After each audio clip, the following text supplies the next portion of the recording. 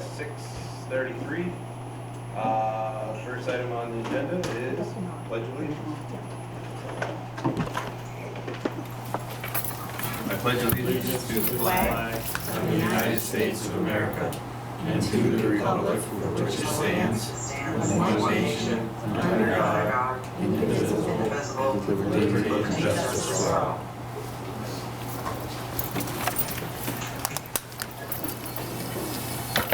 Okay, next is agenda review, which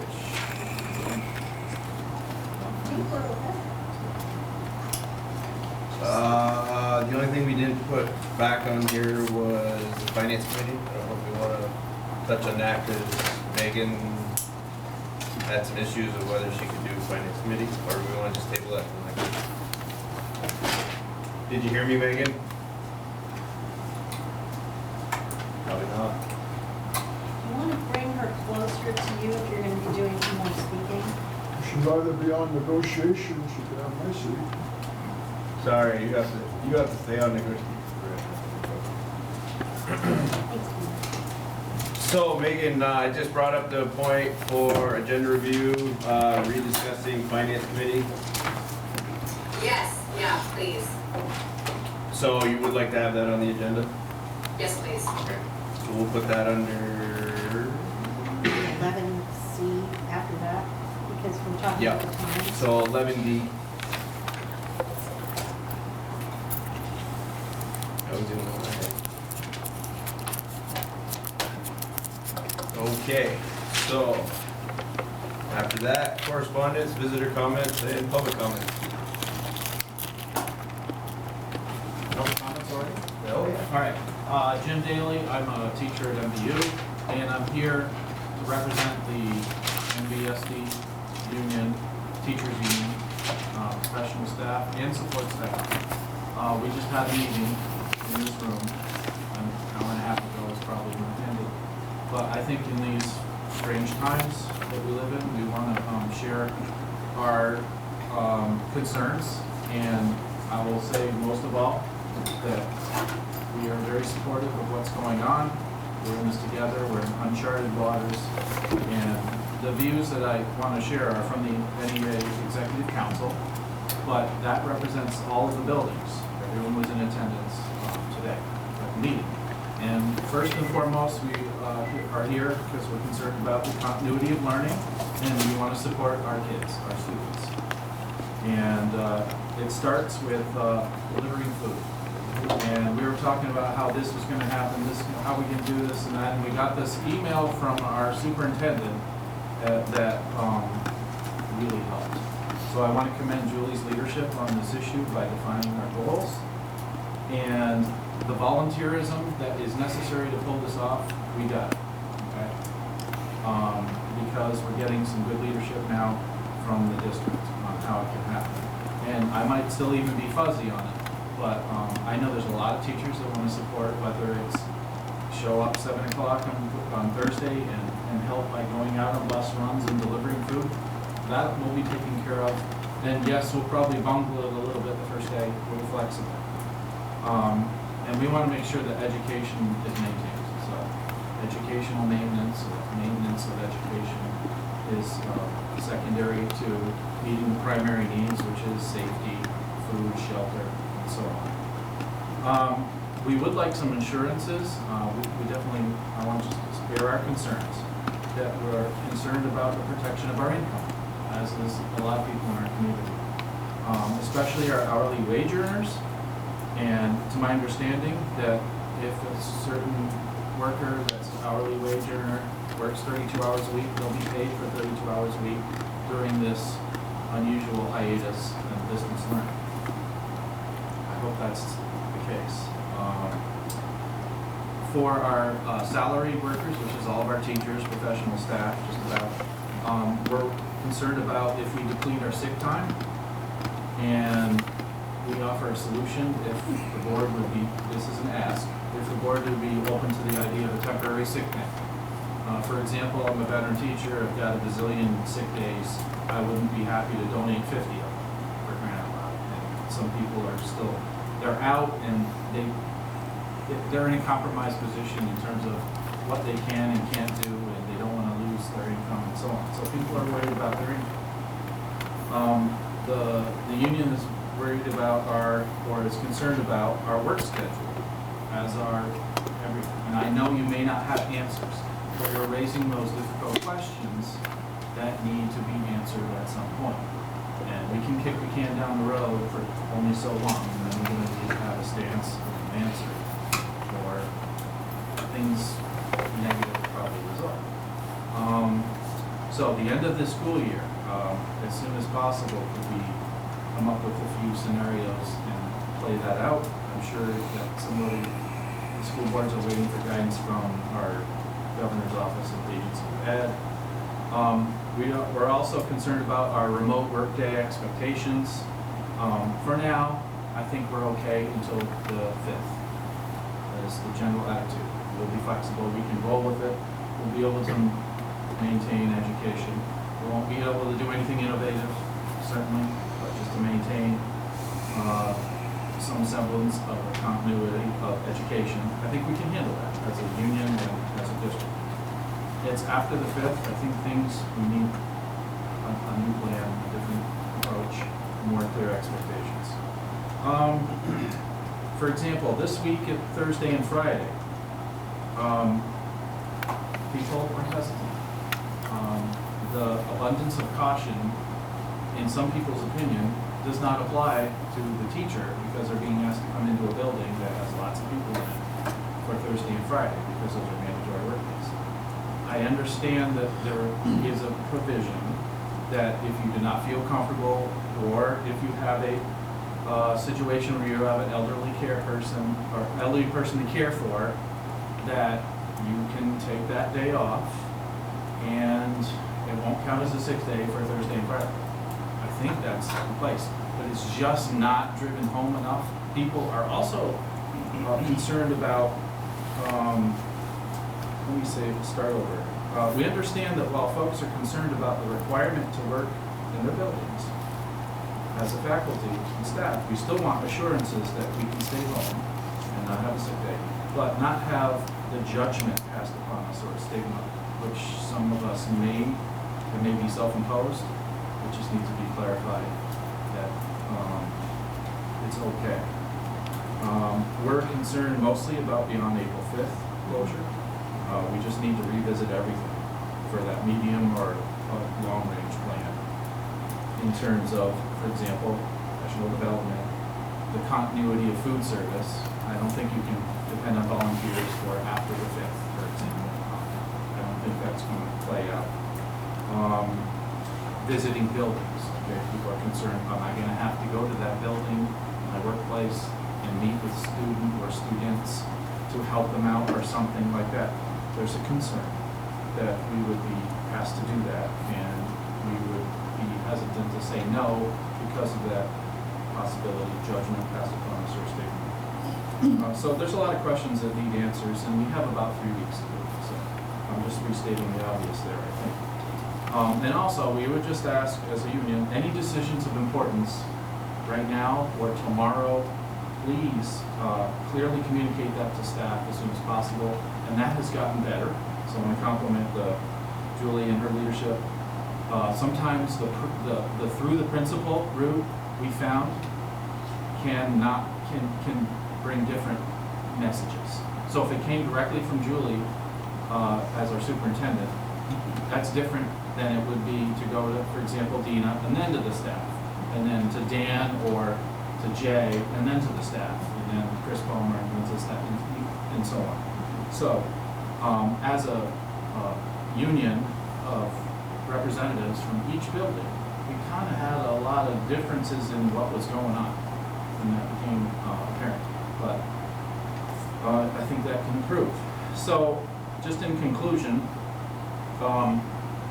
be direct with the district, and I don't want to sound like a super optimist because I'm really not, but this could be an opportunity to turn the negative into a positive, because if we don't approach it as a district, or if we approach it as 5 different buildings, we can only have so much effect. But if we come together as a district, this could be a good way of unifying our thinking, our ways of doing things in the future as a positive. So there can be, and there are a lot of people out there that are very willing to serve and do anything you ask them to. From, it's not my job, I'm not doing it. But for the most part, people are very understanding, and we're happy that, we're not upset with any of the decisions that have been thus far, but we want to be part of the solution and not part of the problem. And I think we're on the same side. This board's been very good about not being adversarial in any one aspect that I can even think of. And I know negotiations for the contract has been put on hold, just like 8,000 other things. But eventually, we'd like to plan to how things come off on the whole, and we're very nervous about everything as a lot of people are. But if you have questions of me, I've said my piece. If you're worried about climate and culture, I think it's pretty strong. When there's a crisis, we usually come together, and I think there will be a lot of people helping out with food service and so on. So thank you for letting me come in this social distancing situation. I did ask Julie's permission, which she said I didn't have to do. Thank you. Any questions that you have about the staff or faculty? I'm from MVU, so I can probably represent. No? Okay. Then How are the kids today? How are the kids today? We had a good cohort of kids both Monday and Tuesday. And we had to go through see all of your teachers' schedule. So if we were to take that exhaustion factor, like having the 8 interactions instead of 4, it was good. There was more social, emotional maintenance going on than education. Like, this is what you're going to, but here's what we're going to do. We're not going to do it now. We're going to talk about how to access your Google Classroom account. You're good on that.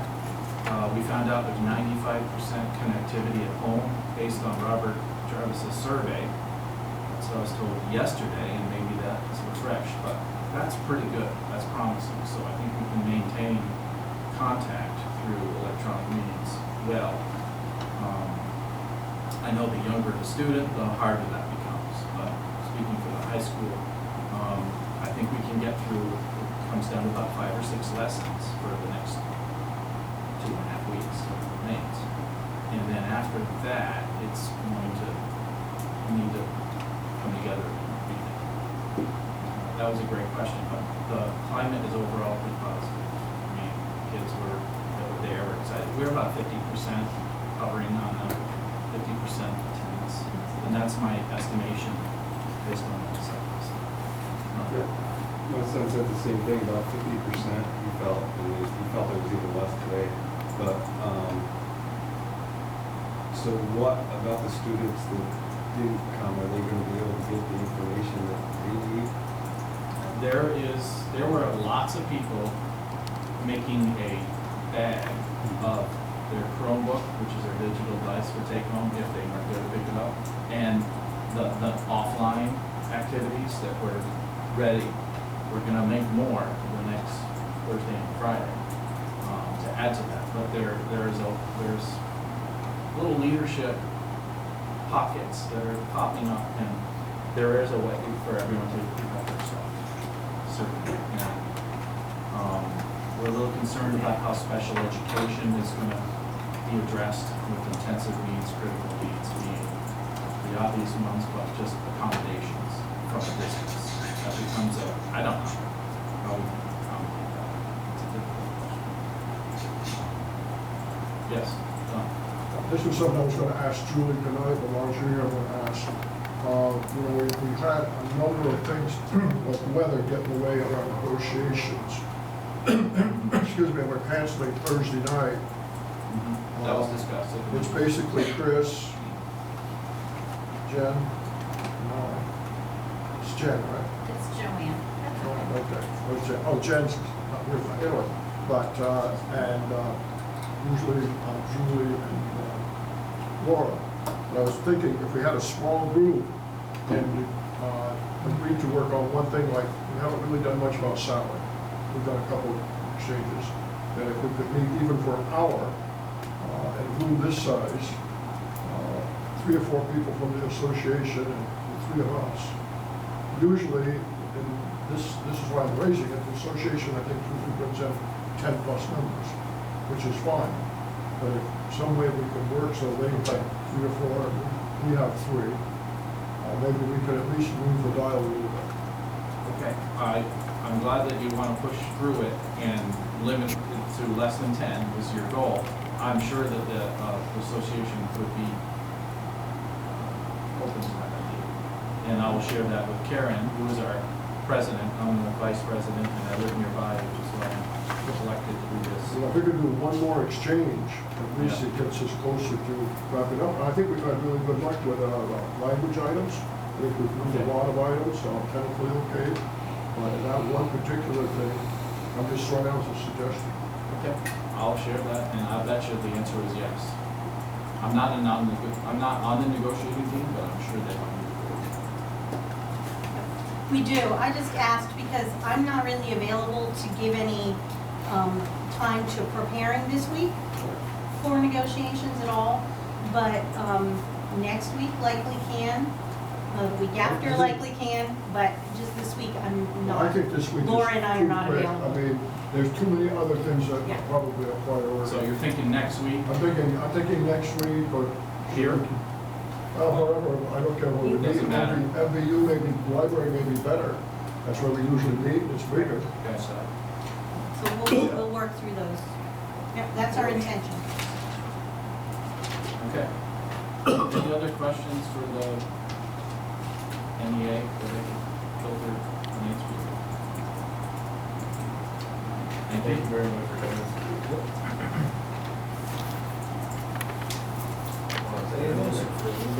A little bit? Okay. So, any other correspondence? Hearing none, we'll close that. We'll move on to approval of minutes. Start with February 25th. Need a motion to approve minutes of February 25th meeting. Make motion. Devin first, second. I'll second. Steve second. Any discussion?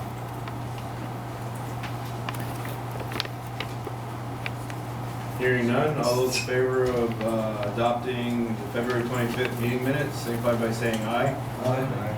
Opposed? Abstentions? Repeat. Yours. Okay, so one abstention with Terry's abstaining. Anybody else? Okay, motion carries 801. Anybody on the phone, just if I get the vote counts wrong, just shout at me. So next I'll entertain a motion to adopt the March 5th meeting minutes. So moved. Don's the first, second. Second. Devin was the second. Any discussion? I just had a couple of things that are probably immaterial, if I could bring them up, just, You might want to be a little louder just so our okay. phone people can hear you. Yep. The biggest thing I had a question on was on page 3, under presentations, MVU administration, that first sentence or so, I'm really not sure where that was going. I think it's just a little jumbled there. Yep. Should rewrite that. I read it a few times, I didn't get it.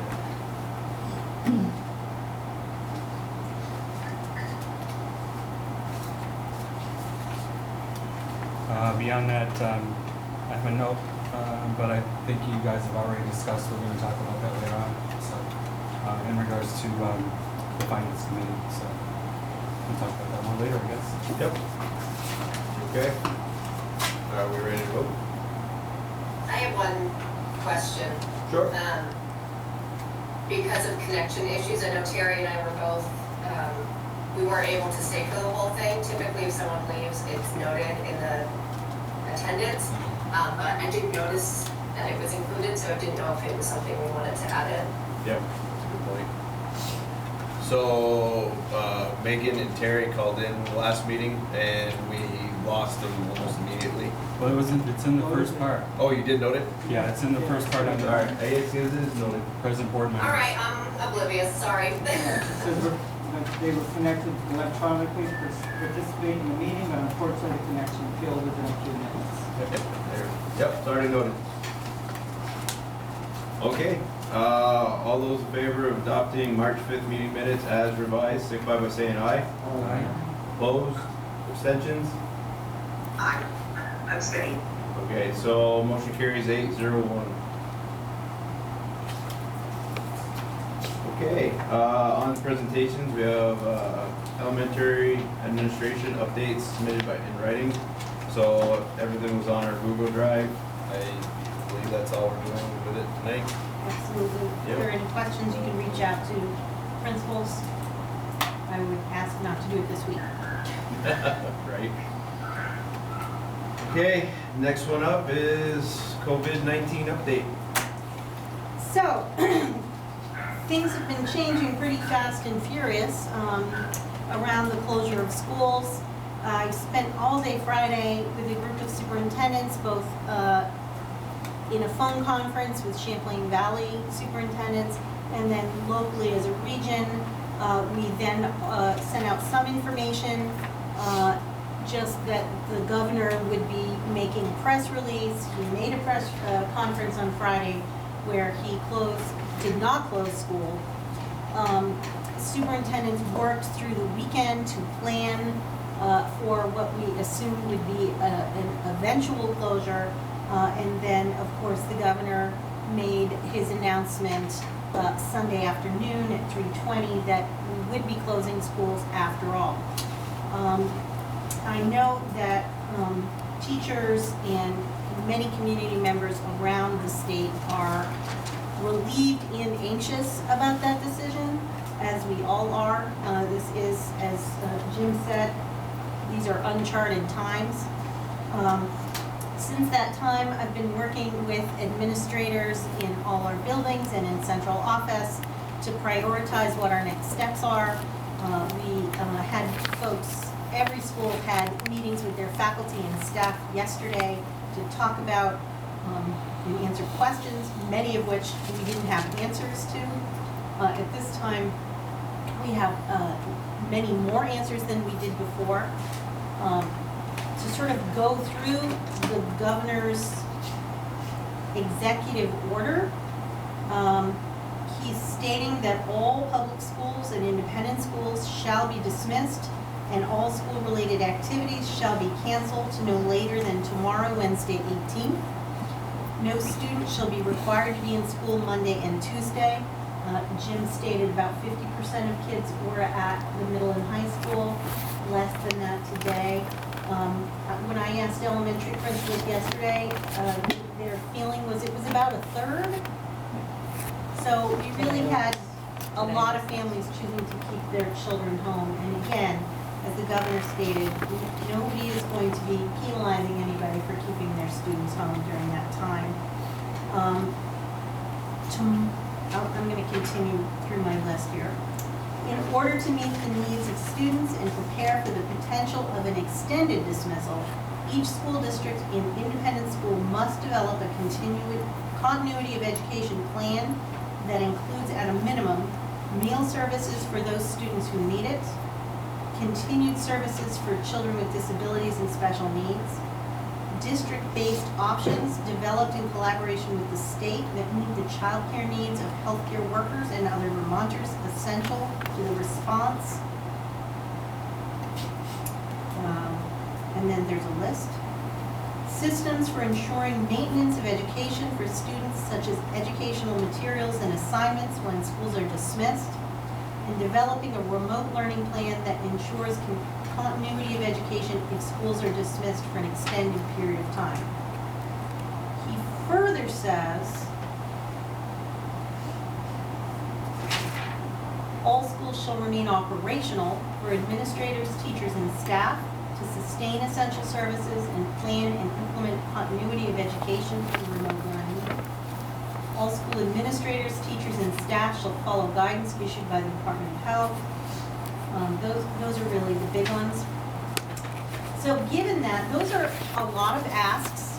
Some of them are more of a challenge than others. Our first priorities were to ensure that we are feeding children and that we have a plan in place to feed all students. And I'll have Laura share what that is in a bit. We are planning, and teachers are planning already, for the maintenance of education for students. I have sort of in business, I forget what they call it in business, I'm sorry, but a project management plan. So we have Tanny Hayes, our director of special ed, working with special ed directors, special ed attorneys, the agency of ed, around what special education services will look like. They will not look the same as a regular school day where children are here.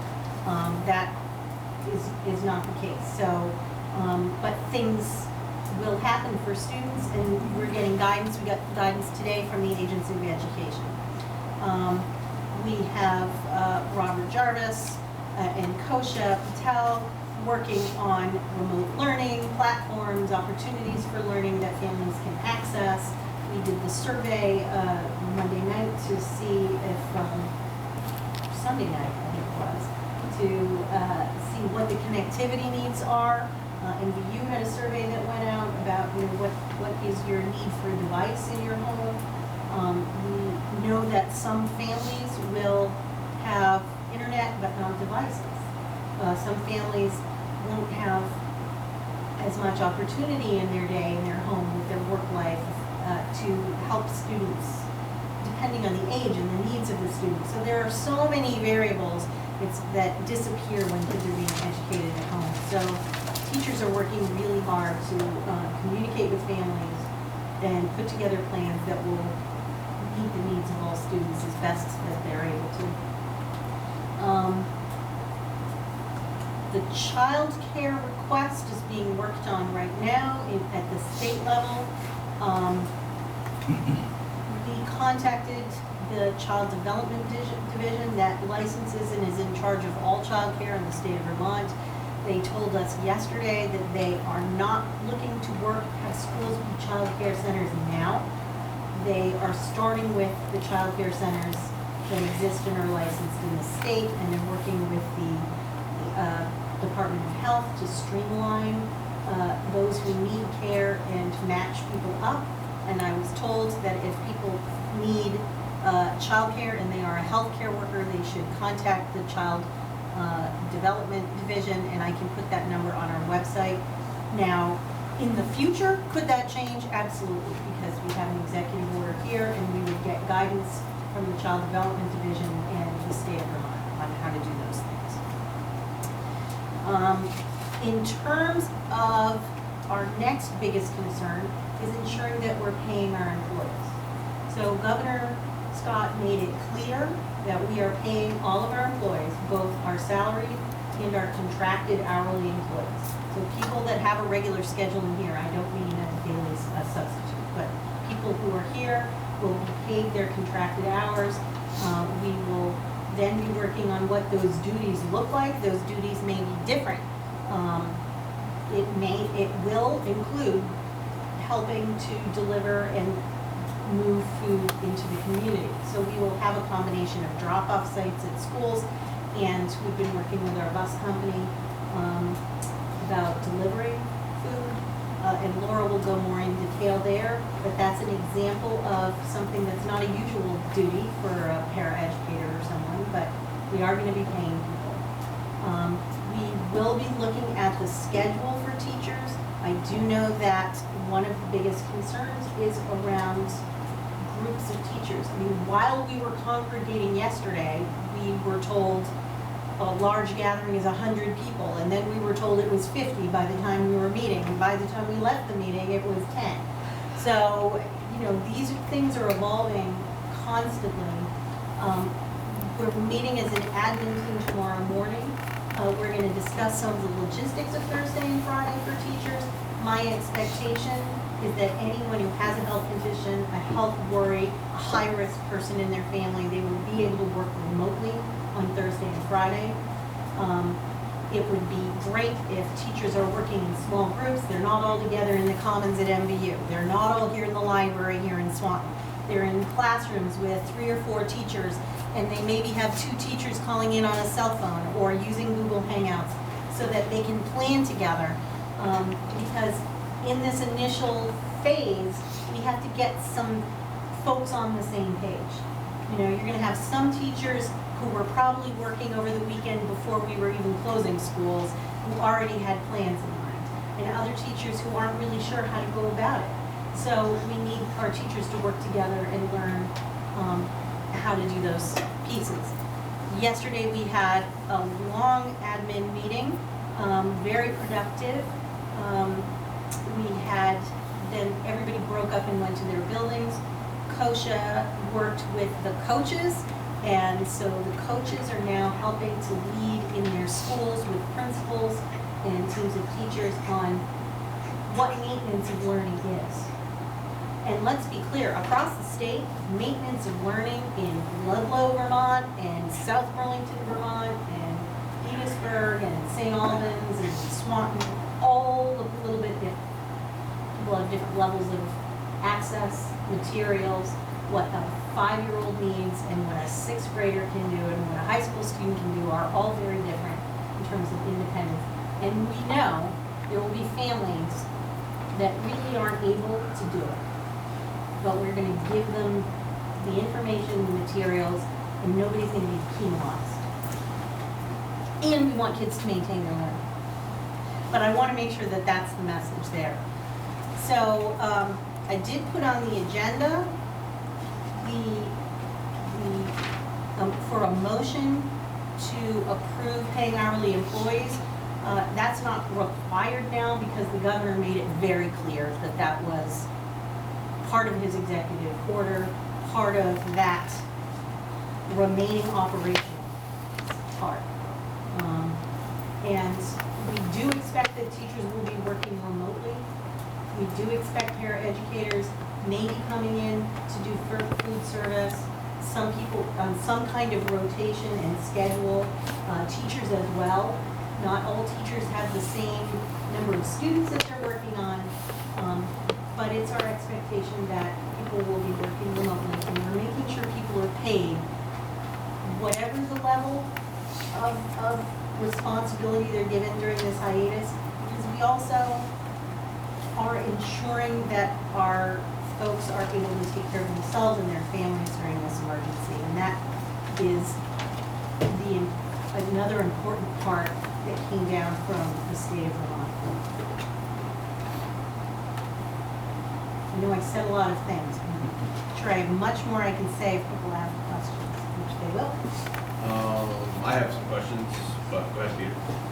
I would just propose that we still go ahead and vote on that, not because we have to or that we need to, but after hearing tonight, I think it would be nice to show support from the board to our teachers and staff that, we support them. I was hoping you would want to do that. I'll second that motion.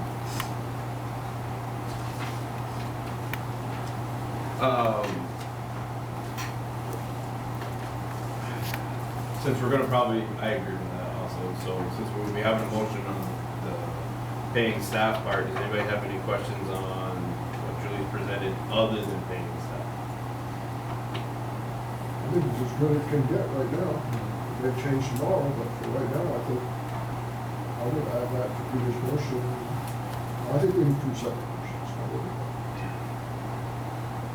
I would move the motion, not approving, because I don't think we have to approve it, supporting the superintendent's plan to address the wireless. Okay, so are you making that motion? Implementation plan, a food plan, or an instructional plan, but it's really a school plan that Julie shared with us to address it at this point in time. Do we hear a second? I'll second that. Any discussion? So, you just want to be Can you hear clear. what that was again? Yeah. What that motion was? Please. Is it to support Julie or the superintendent? Support the plan that she put forth, what they're working on. They're working on the food delivery, they're working on instruction. Some of the instruction, I think, will probably be virtual. I just think that the governor says this is what you need to do, but he doesn't tell you how to do it. And what I heard Julie telling us is how we plan to do it. So in your motion, you'd be including the paying of hourly staff. I just think that's the area of clarification. Can I make a point about the food service? Yep. Well, just a Or sec. you're keeping, I hear people saying food service and then you, I don't know if you were gonna. We haven't That's fine. shared The hourly staff thing, we're still gonna do that motion next. Yeah. What he wants to do is just have a motion to support your plan, not including the paying part of it. Okay. So we're gonna have two motions, is, if I'm understanding you correct, right, Don? Now, two separate motions. I think the pay is important enough to stand alone. Okay, thank you for that clarity. So at this point, we're discussing the motion Don put forward to support your plan for maintaining education and feeding our children and basically everything but the staff pay part. Chris, did you have a couple questions about the plan? Not the plan, I have a question regarding to the pay. I would just like to make a point about food service, if that's included in this motion. I Yep. think it's important Yes. right now. One, I shared the communication that went out to families today is now in your drive folder, so you can see that. The point I want to make is that there have been a lot of waivers filed at the federal and state level to allow us to use the summer food service meal program, which has a higher reimbursement rate during this time. We are allowed to serve any children in our community below the age of 18 in any area eligible schools, which means their free reduced price rate as of last year was at 50% or above. That we are area eligible for Highgate and Swanton communities. Franklin is not area eligible, and therefore the rules are a little bit different. We can feed all students, but we have to track who's receiving meals, and then we would only receive reimbursement on the free and reduced price students at this point in time. There are a lot of other bills that are being introduced about paying for all students in the Franklin community that would be eligible as well. But I would like to ask, I guess at this time, that the board consider allowing us to provide that opportunity in Franklin as well, and sort of consider them as an area eligible school and provide meals to all those families, knowing that there's a good chance we would be getting additional subsidy, that the reimbursement rate is higher for the meals that we will be providing, and we're doing that in our other communities, so it feels to me like maybe How we does should all this make it impact Franklin. MVU? How does this impact? MVU's in Swanton, so they're Okay. area eligible because they're in Swanton. Now, I would be glad if we get the wording down to add that to the amendment of the plan.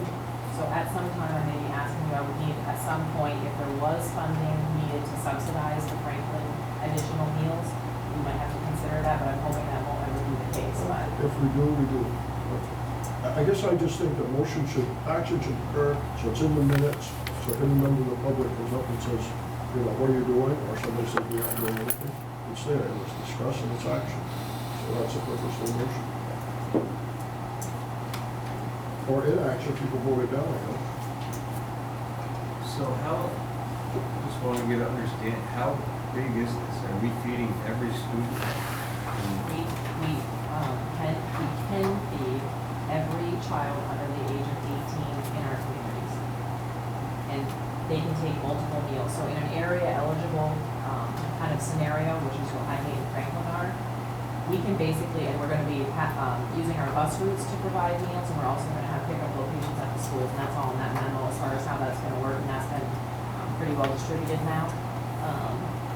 They can take multiple meals. We actually got the approval today from the USDA that on Fridays they can come and take extra meals for the weekend, and we basically just tally meals and we get to claim them in those area eligible places, and we'll receive federal and state reimbursement for those meals. In Franklin, they don't meet that area eligible component, so we are still planning to provide meals in the same manner, still having them delivered on bus routes, and still having that same arrangement that anyone in the community under the age of 18 could access meals free of charge. So you sent something out looking for feedback for who's going to want these meals? I'm just trying to figure out, how do you know who to bring the meals to? We don't know that. There's been a lot of guidance coming out from the USDA around trying to make sure that access is available if it's needed anywhere. So we're allowed to carry meals over from day to day if they're at proper refrigeration. There's, so many days. So right now we're preparing for kind of the most amount of participation, and we will back off as we see fit. But the guidance that I've been reading is that federal and the state government are assuming that the needs are going to be quite large, and we know from participation in our free and reduced price hot lunch program and the summer meal program that we do that there's families that can use the resource. I get, piggybacking on what Peter said, I mean, it's quite simply, are you just gonna ask families if they We're not want to gonna- partake or not? I'm sorry, I don't like a lot of information. No, we're going to go to these, we're gonna let them know that they can come to these access points, so in each school, they can come and pick up meals, they can tell us, I have six students under the age of 18 in my household that I need meals for. They get a breakfast and a lunch for each one of those people that they say that they need a meal for, and we would count those then. They can go to any location in our community, So the parent needs to come forward and let you know that they need to. at those locations. Other than that, we're gonna be using the bus routes, and if people are there, we've been telling them, we made them aware of the bus routes and where they can access food, and if they are there and they request meals for participating or eligible students, we will give them the meals. And that's the guidance that we've received. So you won't know until you get one. Yes. So we're preparing as much as we Can I can. interrupt for a second? I'm sorry, but it's really hard to hear. I don't know if it's because that fan's going, but I can hear you, and I love the way, Chris, thank you for the way you're summarizing things, but I cannot hear the other side of the room, and I don't know if Jen and Jen and Megan can, or if there's anything we can even do about it. It's just kind of tough. Dana's looking to see what she can do about the fan. One thing that I think might help in terms of clarity around food, you have a description of the food program in your drive. Our meals will not be as if you're having a regular school day with a hot lunch it will be to-go meals. So that's part of what's helpful in carrying over. If you prepare 100 meals and 70 people want them, 30 can be refrigerated and brought out the next day for families. And again, by Friday, we'll be giving people enough food for the weekends as well. We expect that as time goes by, depending on the nature of this crisis and how it moves, we may have more and more of a need. So we have to be prepared for the long term for providing meals as an essential service of the schools in our community. Yeah, I'm sorry, I couldn't hear I wasn't sure who was speaking, and it was sounding like Franklin had something different. I wondered if we're doing things differently in all the different schools, or is there, I know one thing that, I can't think of his name right off, first name, but it was about when he was asking for clarity for the teachers and the support staff to know what they were doing. Are we doing different things for different schools, or is it going to be one concerted effort? That's my question. As far as the staff, no, it's gonna be district-wide. As far as the food, Laura McAllister was the one that was talking, and what she was explaining about Franklin is their eligibility for reimbursement is different than Highgate and Swanton. But we are still going to provide meals the same way for Franklin as we do for Highgate and Swanton. It's just the reimbursement's gonna be different, and we may have to self-reimburse some of it. Maybe come an expense at some time, possible. Thank you very much for that. Thank you. No problem, and that's pretty much where we were. We were just also asking about, or my question was, how were they gonna find out who needs it, who doesn't, and that's where we're at. Thank you. No problem. Just for the camera, I guess, that we can also deliver to daycare centers and any place where there are students, and there's actually contact information that if people cannot attend any of these locations, that they can call us and we will figure out a way to transport meals to them. Has all this been well publicized to parents, so they're As of aware. today, yeah, we got it out as quickly, there's quite an online application process that had to be completed first, but yeah, we got it out today. I want to thank Laura and Marty for working all Sunday on this and yesterday. The food service folks in all of our schools, the bus companies attended a long meeting today to plan and figure out how to do this. Our principals have been working to identify staff to get things started. The teachers and staff are volunteering. We know it's Food service right. management company has been The wonderfully food supportive. service management and Jen and Franklin have been just wonderful and working together. It's been a tremendous example of people coming together. I'd like to ask a question of Lane, the TV camera guy. When will this recording play that you're doing tonight? Let's see, today's Tuesday. Try to get it out by at least Thursday. See, I think this is a real important vehicle Mm-hmm. to have that on public access TV as soon as possible. So I think anything we do that kind of reinforces that, even if we repeat ourselves, what Laura and you and Julie were saying, people just need to contact the superintendent's office if they have any doubt. And I think I know that number, but Julie, what would the number you would have them call if that's the only other way they could get information? Starting Thursday, because tomorrow all schools in central office are closed. We're doing some cleaning and people are doing some self-care to make sure they have arrangements for childcare themselves. But starting Thursday, 868-4967 is the number at central office.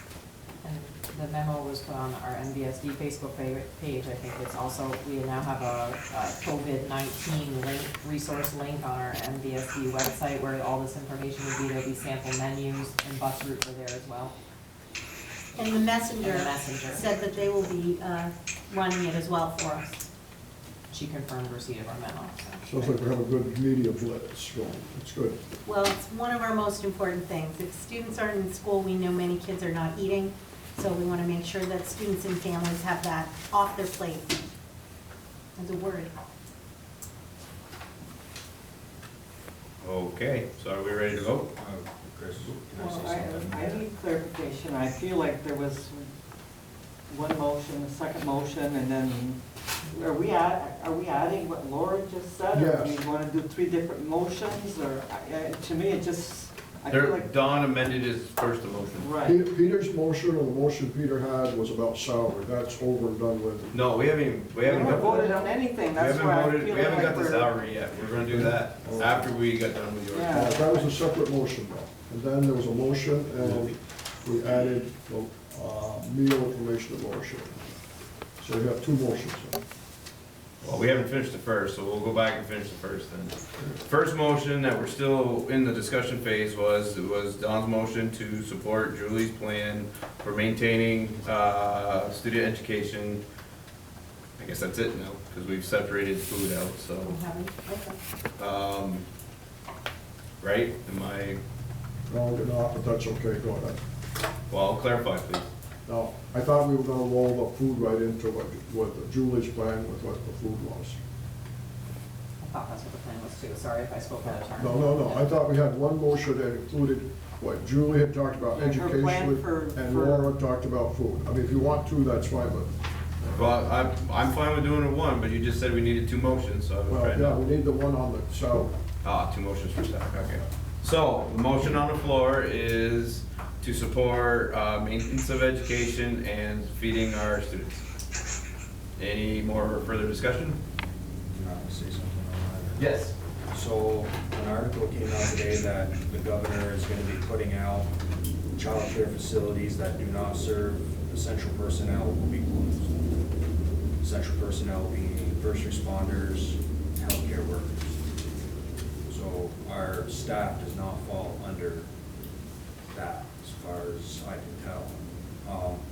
I just wanna be clear that remote, distance learning, will they or will they not have to use personal or sick leave time to do that?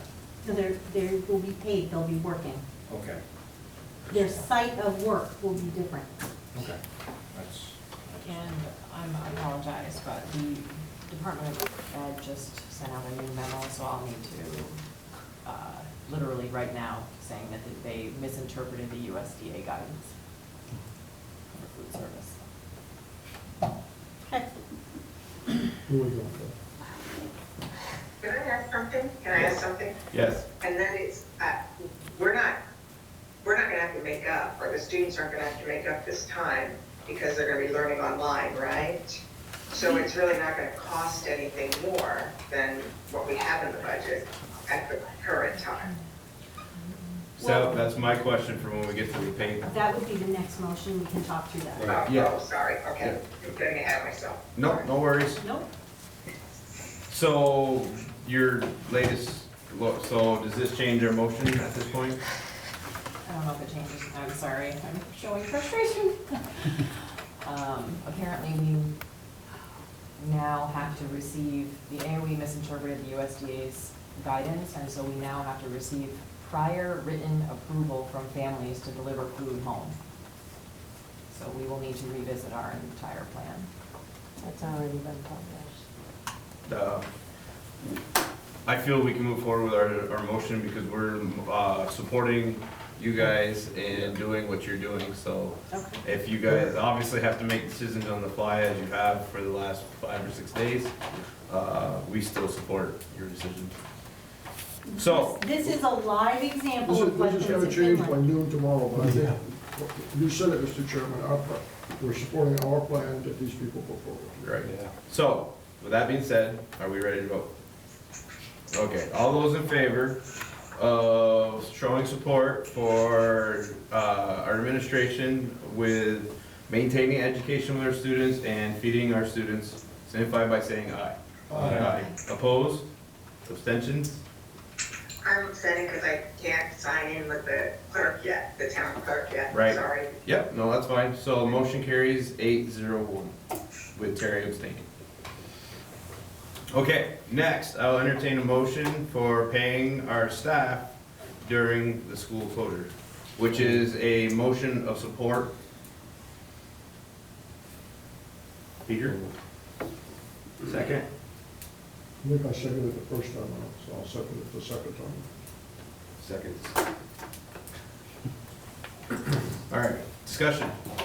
I have some questions, and I know this is all very hypothetical because we don't have a clue what's gonna happen, but let's assume the plan of 3-week closure works and we get to go back to work and school and everything. Are we going to make up the 3 weeks later?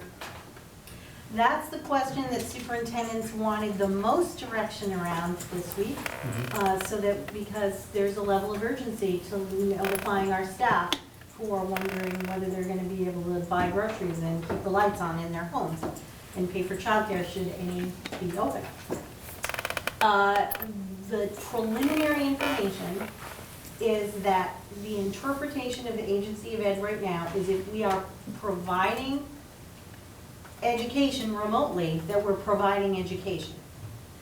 And therefore, we should not be making up days. If teachers are working and reaching out to students and sending out information and lessons to them, that is a teaching day for them, it's a learning opportunity for students, and attendance isn't going to be counted in the same way, but we should not be making them up.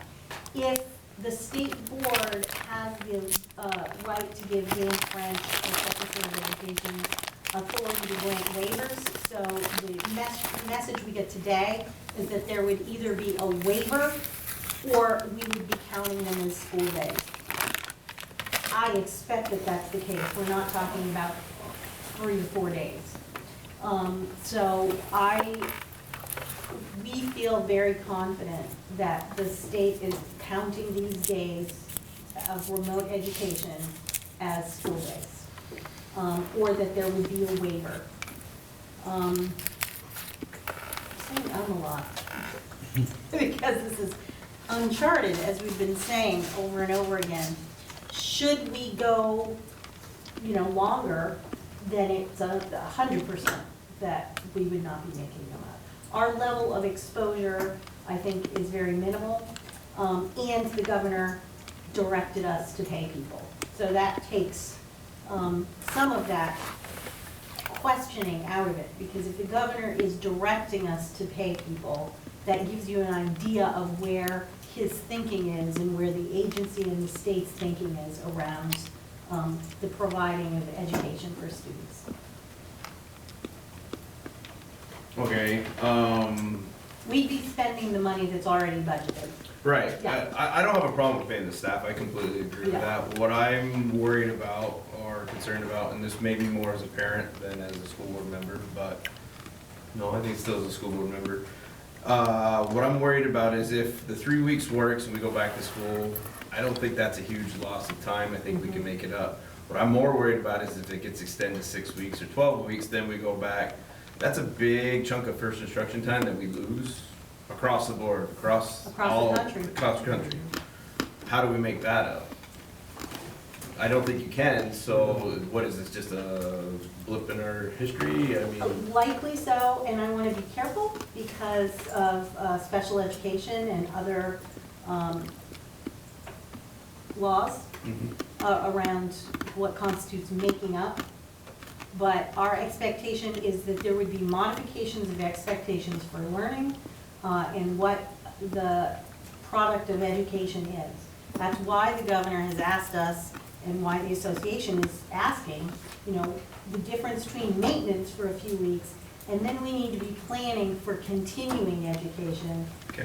which is why we're working so hard on remote education and how teachers can then work with families on ensuring that they have new lessons. Right now, it's pretty easy to do what Jim described as so many days worth of instruction and almost as if you have an early summer break. Here are some things you can do every day. We're going to check in on you. We have books we want you to read and keep track of. But when we get, should we be needing more weeks, we would be expected to be delivering new instruction. And so that's going to take planning from our teachers and direction from administrators and curriculum folks. Thank you. And I'm not going to comment on special education because the agency of ed is guiding us and there are a lot of unanswered questions. And the Office of Special Ed Programming federally has a lot of guidance as well. So there's a lot to be worked out there. Steve? Two things. Number one is the concern that this happened so fast, that the planning, you know, with the children, what the kids brought home. I tried to go through it tonight myself in a short time, of course, after work and before the meeting. So, I mean, there's gonna take some time to, this is not a vacation. And in my house, I need to make sure that that is known. My other concern really is the kids coming back at different levels. My kid, that kid, and the other kid all have the same packet, but they're gonna come back at different levels, whether they finished it, didn't finish it. And then where does that teacher start from? And that is one of the issues that we all have across the state in this emergency. Why we're concerned, because, you know, in your home, your child will have one kind of experience to access their education. And in my home, if I'm, you know, if I have to work and I don't have care and I have other pressures going on in my family, my access to those educational experiences may be different. Right. That happens every day in every school across America to one degree or another. It is larger in an emergency such as this. And so we really have to look at the executive orders and do our level best. And each day learn and try to do better and more from the feedback that we have. So that's really our commitment, is to do our best to make sure that students have as equitable an opportunity as we can provide. It's gonna be tough for the teachers. It's going to be very tough for everyone. Yeah. I think that's what Jim was talking about when he said that teachers want to do it. They really want to do a good job of getting the curriculum together and making sure the kids get it. Right. I mean, that's a big piece right there. Yeah, every home's gonna be different, but if you start off with quality, at least you have a better chance to get quality. Right. I think to Julie, Steve, both their points, that we're not in a bubble here. It's not just the state, the whole country is dealing with all these same issues that we're talking about. So I'm hoping that there's gonna be guidance from across the country on how to deal with this, because metropolitan areas are probably gonna have more access to education, to being able to, put this stuff out, and rural areas are gonna have maybe a more difficult time, but, we're all in this together. There's gonna be direction, and, we're looking at it right now as 3-week period, but,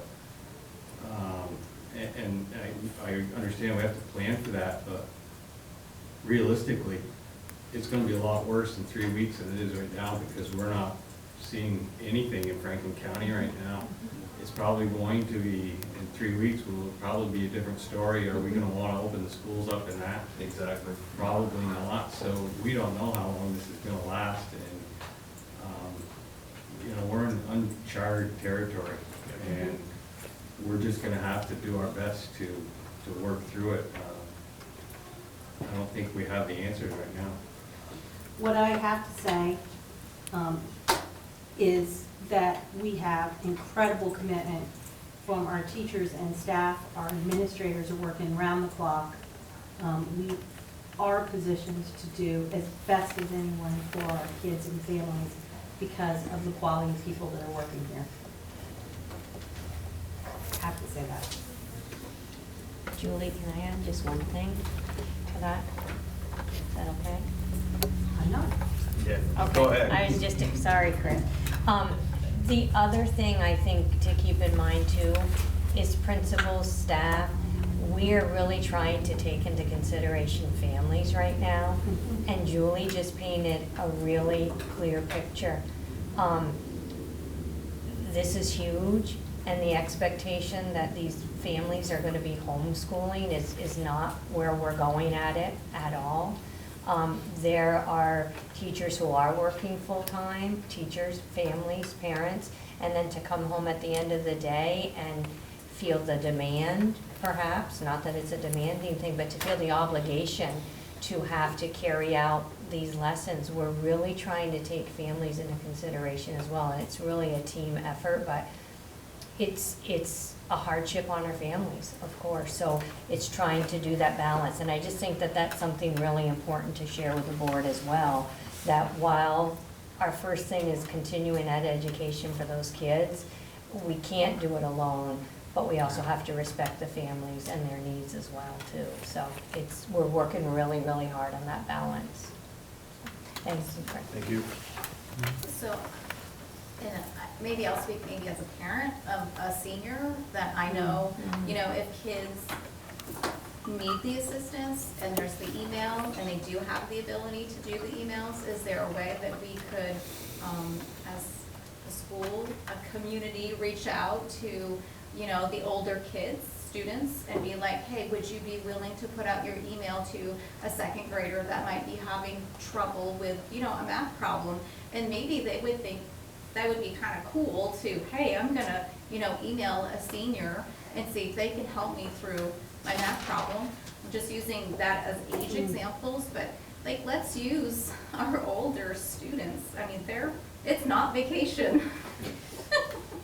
So, I think as a community, we need to work together, and that's not just the principals, it's not just the teachers, it's everybody. We may all need to make homemade bread, like everybody's gonna have to work together. I know Jay Hartman told us Monday that students at MVU were already offering, what can we do? Good. So I'm making a note of that idea. I don't know the I'm making notes of every idea, whether they're practical or not. Because I think that might be a great opportunity, especially virtually, for there to be email or FaceTime or something. So So I will make note of that. It's great. You know, to your point, these kids are communicating already. We are. You know, so maybe that's a good avenue. Okay, so any further discussion on the motion on the floor? This is the motion To support paying the staff. Hearing none, all those in favor of supporting paying our entire staff through this time, signify by saying aye. Aye. Opposed? Abstentions? Abstain. Okay, I'll abstain. okay, so motion carries 7-0-2. Terry and Devin are abstaining.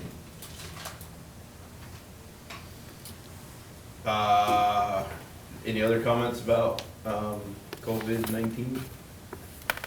I have one if nobody else does. I would like to thank Julie and our entire business office and administration, the community, as a parent and as the board chair. The communication has been incredible, considering the amount you have on your plates. I feel pretty informed given the quickness in which decisions have to be made.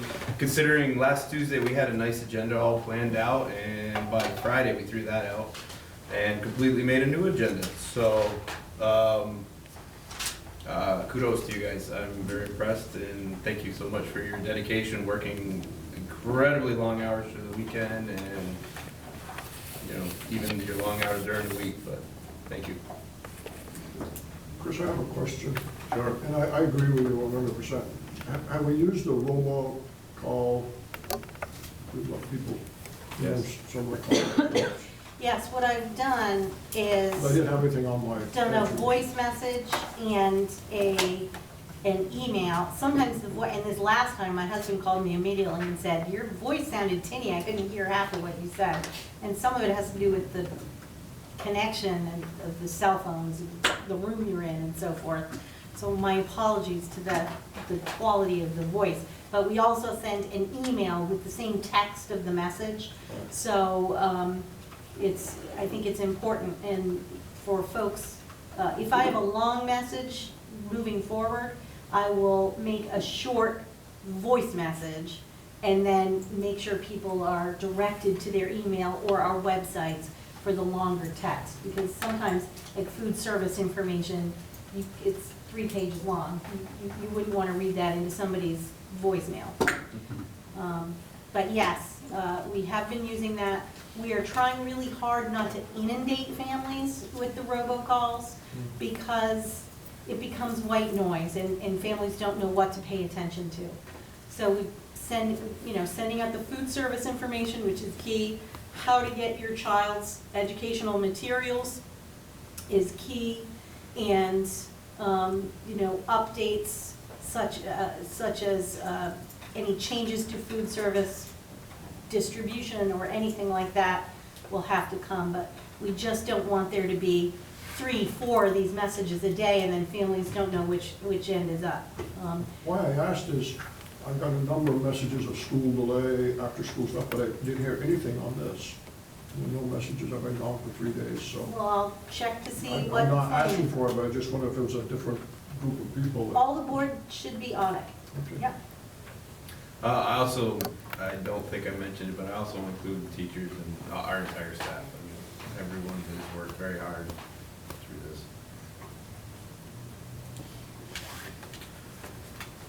Hearing no other comments, we will move on to new business. First up is MVU bid awards, and the first one up for that is the north fence. So also in the drive, there was a document shared, I'm sorry, Julie, if you wanted to speak to this. Go for it, Laura. Do you want me to move the computer I can over? move. Okay, I'm moving over there. So there are actually there were three active RFPs at MVU. One was for the wood chip boiler platform project, the J-Pod floor demo and coating of the floors, and the north property line fence. All three were budgeted items, and there's like I said, a document in your drive that shares the information that Paul Gregoire at MVU gathered from different vendors. The business office, he worked with the business office through the proper process to solicit those bids, and Everything was published in the paper appropriately, as well as appropriate vendors were contacted via email if that was available. His recommendations are here, but I can explain these a little bit. The wood chip boiler platform is for servicing the makeup, air, and air handler for the wood chip boiler. They advertised the project and emailed, as I said, 3 different fabricators. Only one fabricator showed up for the walkthrough, unfortunately, so that was the only bid that they received. Paul would like to recommend awarding that bid to DMS Machining and Fabrication, which is in the amount of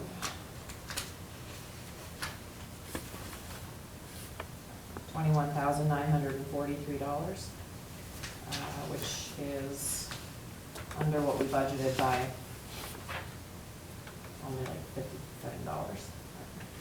Who were the other invited bidders? And the other invited bidders, Reliance Steel of Vermont, and Stairs Unlimited.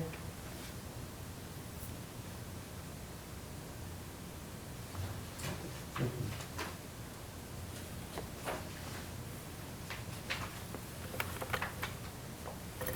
I keep going, or do you want to handle that one first, potentially? We can do that one now.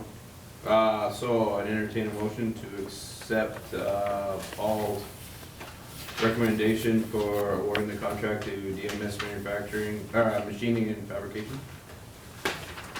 I'm gonna move that, because, Laura, I think you said it was in the budget, but it was the MVU budget as we merged, right?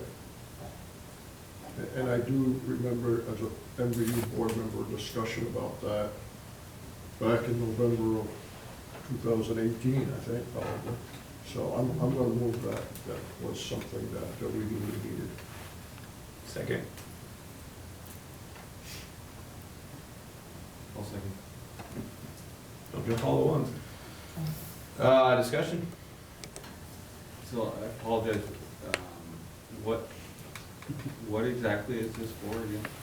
I can give you more information too. It's design and construction of a ladder, walkway, and work platform for access to the school's heater and air handlers, which is near the wood chip boiler area. Is this part of the new install that we did last summer, or is this an existing issue? Must be existing if I they was gonna talk say, I about think it. it's something they've wanted to do for some time. I don't think it was in our law. No. No, it's not in the law.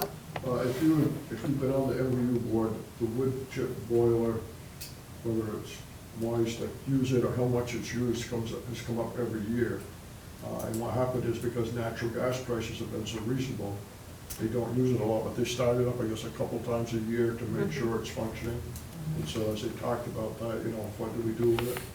The majority at that time thought we should keep the wood chip boiler, try to keep it functioning, but not use it if it's gonna cost us more to heat the school. But it's a good backup source. And so this type of thing, I believe, we talked about, I know we talked about the wood chips, so I believe this was a discussion with the MVU board. So we're not using the wood chip boiler? We don't use it regularly because of natural gas. We don't use it. Paul could probably tell you how much you use it, but I know in some years it's mainly just started up and went for me. Yep. He mentioned one of our previous meetings that they basically run a truckload through a year just to make sure it runs and functions properly. And right now, because of wood chips is expensive and natural gas is cheaper, we don't use it. But when they put it in, wood chips were a lot cheaper then, but it's changed then. So we use it as a backup? It is a We backup. maintain it.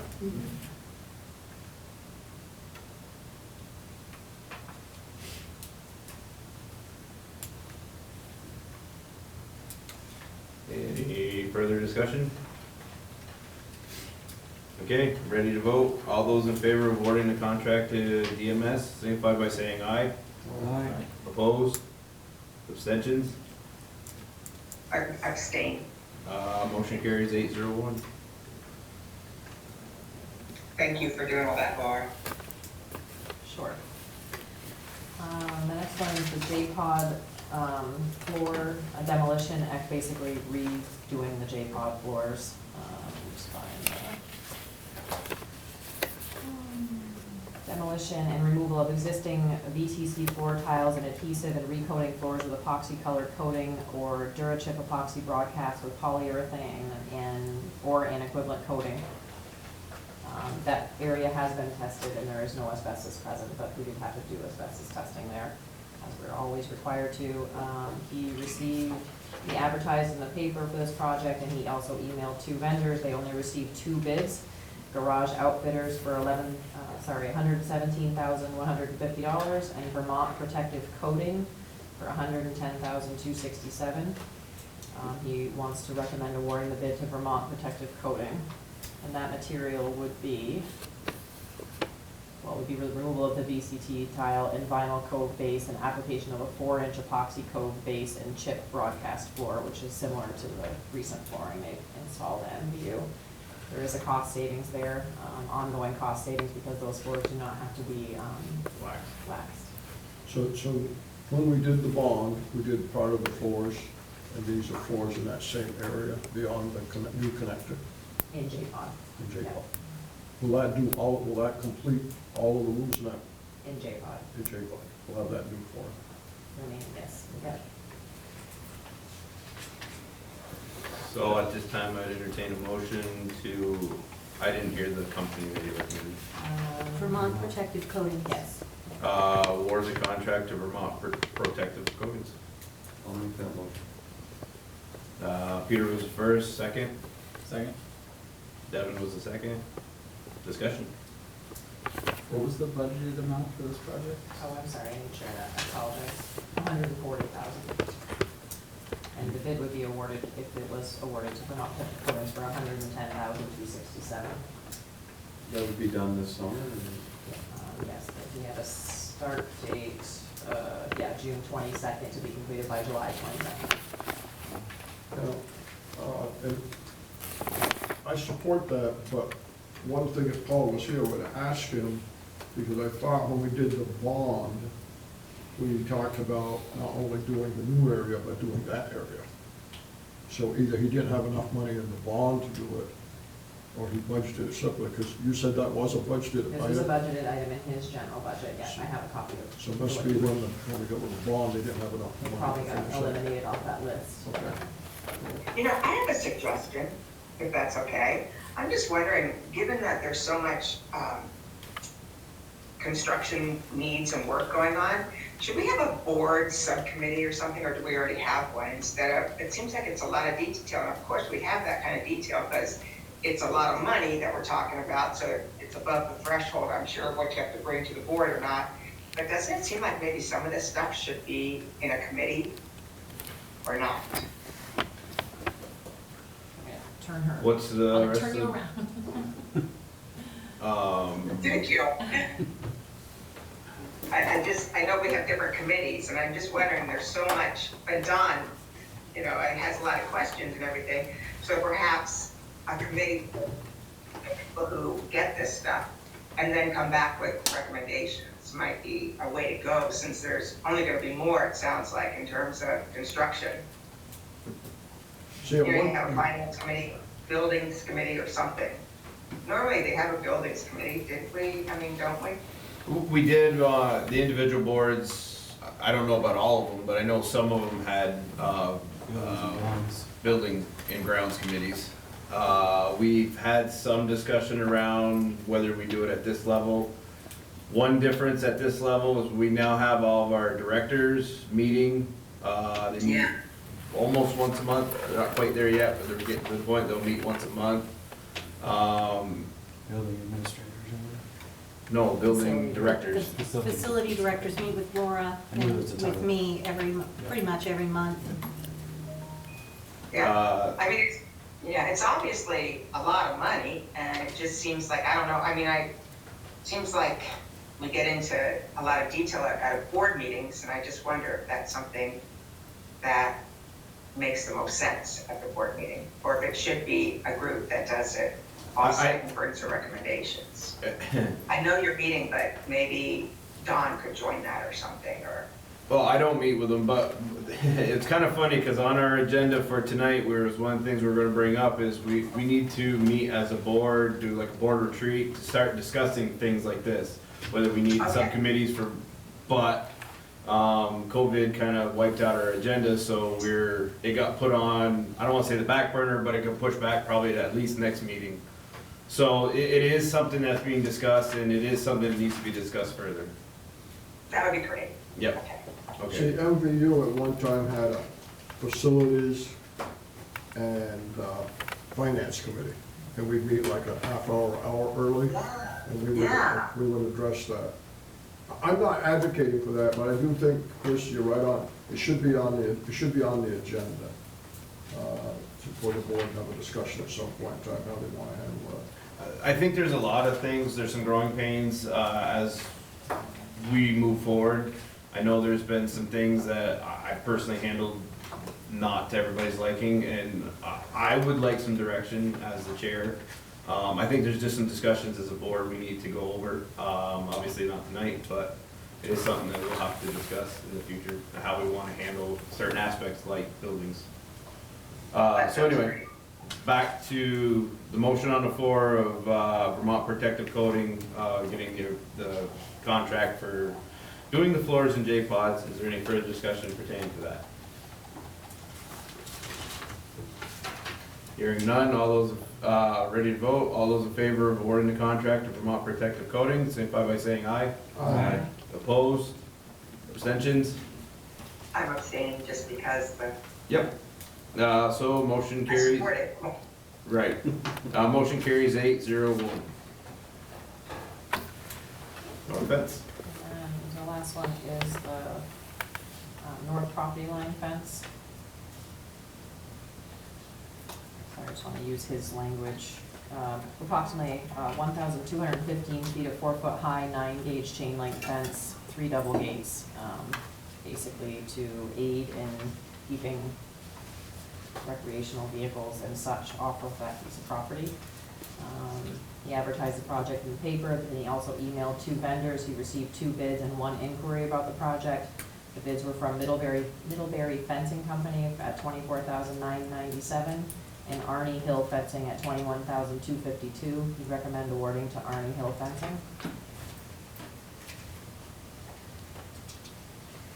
What were the two bid prices again? $24,997 and $21,252. And we budgeted $33,000. There will be a small amount of money that's also needed, I don't have that number yet, to clear trees and do some Excavate. prep work, excavation. It's not included in that. No, No, Paul it's- would be working separately on that. Yep.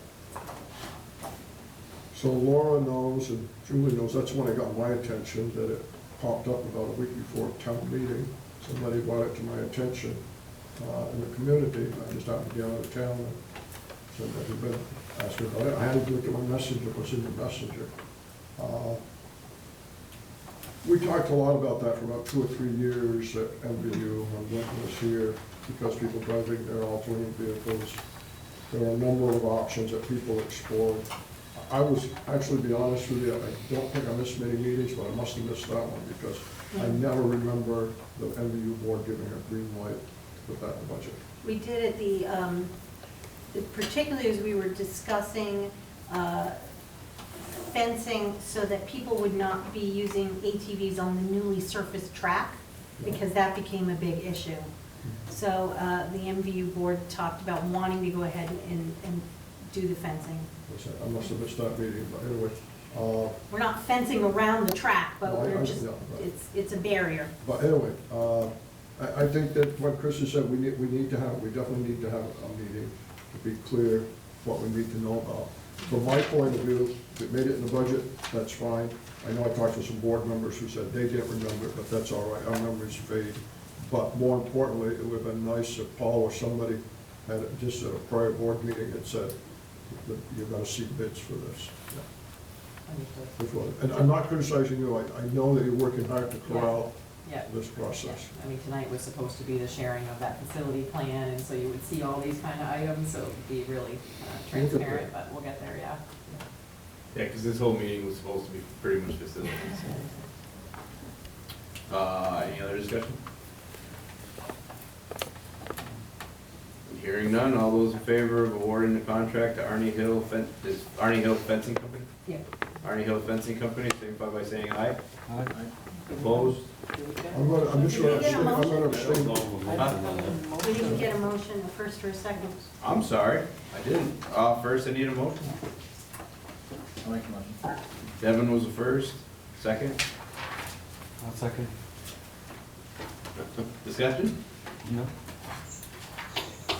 Sorry about that. So, once again, all those in favor of awarding the contract to Arnie Hill Fencing Company, signify by saying aye. Aye. Opposed? Abstained? I'm Abstentions? gonna abstain on it. So, motion carries 7-0-2. Don and Terry are abstaining.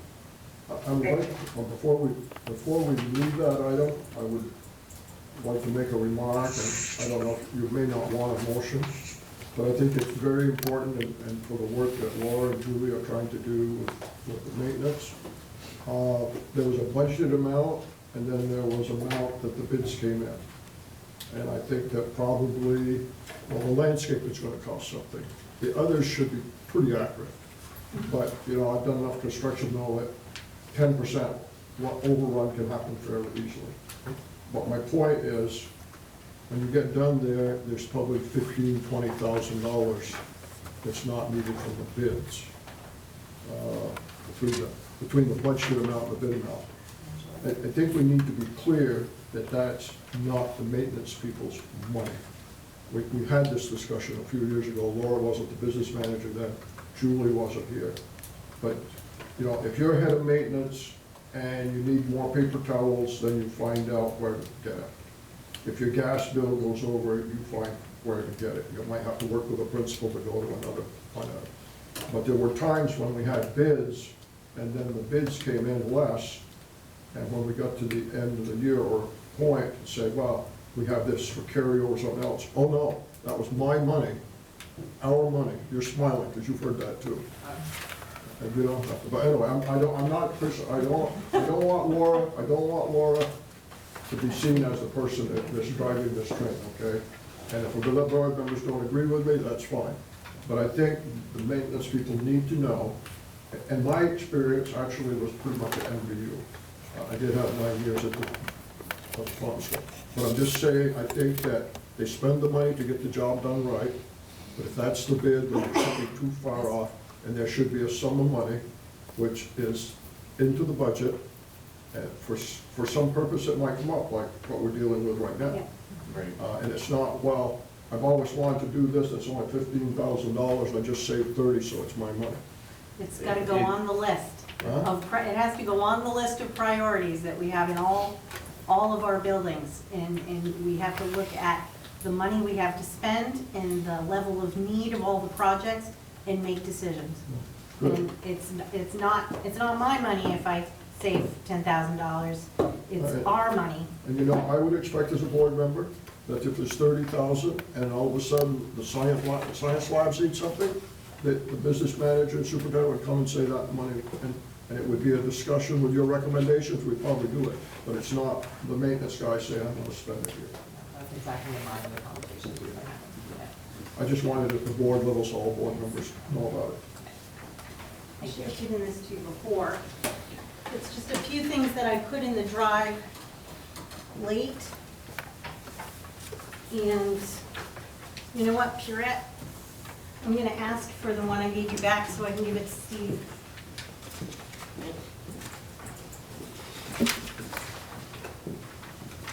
And then I have more copies of this.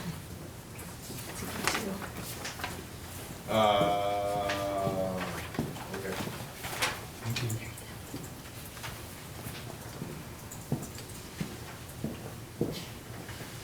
Because we have other items on the agenda that I put up on the site, but I knew not everybody, so the folks remotely can see them.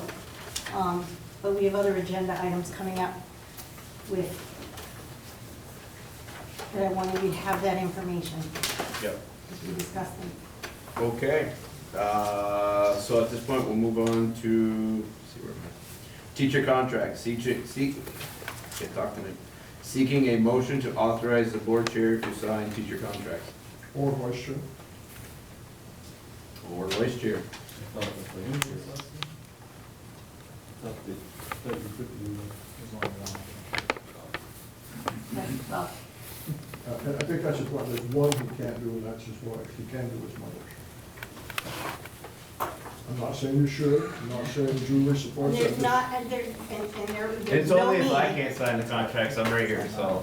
Got mute time. We don't have them for you today, we're just seeking authorization for the board chair to sign them. Given what's going on, we don't have them ready for tonight, but we would like to get them out in the mail to teachers before the 30th of March, so that by contract they're returned before the April vacation, should we have a normal school year. But that's our intention, is to get them out by the end of this month, which would be before your next board meeting. I guess I'm new with this, so I probably don't understand it. If we haven't finished negotiations, how can we have a contract? Contracts go out under current language, and then an amendment would go out when negotiations finish. It guarantees you a job, not necessarily salary. Okay. It's an excellent question. So once again, I'd entertain a motion to authorize the board chair or vice chair to sign teacher contracts. So moved. Peter was the first, Second. Steve was the second, discussion? Because I mentioned vice chair only because during the year we hire. And sometimes if you were away. Yep. Yep. You never know. Is that a possible conflict of interest? We've already discussed that. Devin would, there's two contracts Devin can't sign, but the rest of them he can. There's one contract you can't sign. His wife's.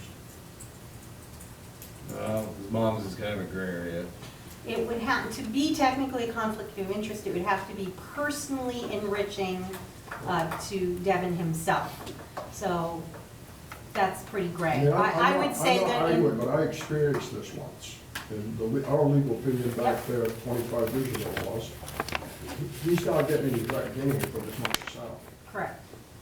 but he is from his wife. But I'm just being picky tonight, so I talked to Julie about that. I guess I'm being a stickler about it because I was excluded from professional contract negotiations, not this time, but last time, because my mother was a professional teacher in the district. She's since retired, so then this time I was allowed to. Yeah, So- that's negotiations. The decision's already been made that that's her salary. No, Fine with it. I'm gonna leave it alone, Chris, but I'm just saying that. It's certainly been Chris discussed, will be many. around to sign. I'm confident Chris will be around to sign. Well, Mike throws his curveball, so you never You know. can't get coronavirus. Huh? You can't get coronavirus. Well, you never know. But,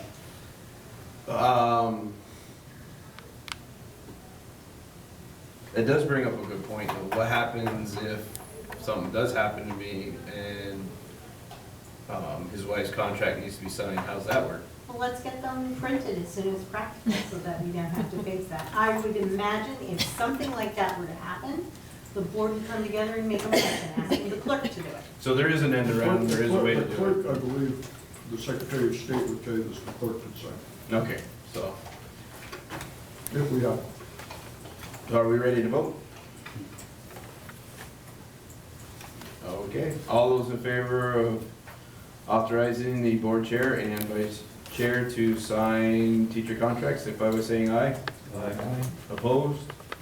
Abstentions? Motion carries 801. Terry abstained. Next is a side letter for probationary contract, seeking a motion to authorize the board chair or vice chair to sign possible finding for executive session. Now, you would only need to go into executive session if you wanted to know anything in particular. We have language in our contract that allows teachers who are in their first 2 years of teaching with the district, they're called probationary teachers. This district and this contract allows, if I'm on the fence about whether to renew a teacher permanently, I can offer a 3rd year of probationary status. in which the administrator gets to determine whether we are gonna recommend them for essentially tenure as a non-probationary status teacher. What we're looking for is authorization for the board chair to sign it. Really, it's an agreement between the association and administration per contract. I don't know if the board actually needs to sign it, but we like to do that so that it's got the blessing of the board, since the board is the one that issues teacher contracts. So I entertain that motion. I'll move that, Chris. Don's the first, second. Second. Devin, second. Discussion. Just for clarity on the motion, is the motion to allow that extended probationary period? It's allowing the board chair to sign the side letter of agreement that allows for that individual teacher, per the master agreement, a third year of probationary status. Each So one, Each the, time, okay. it's for this it's for an individual teacher that will be in the side letter of agreement. It's not a blanket. It's not a blanket, the master agreement already lays that out. Okay. It's really just blessing the agreement between the association and the administrator. The teacher has to sign it themselves, agreeing that they understand.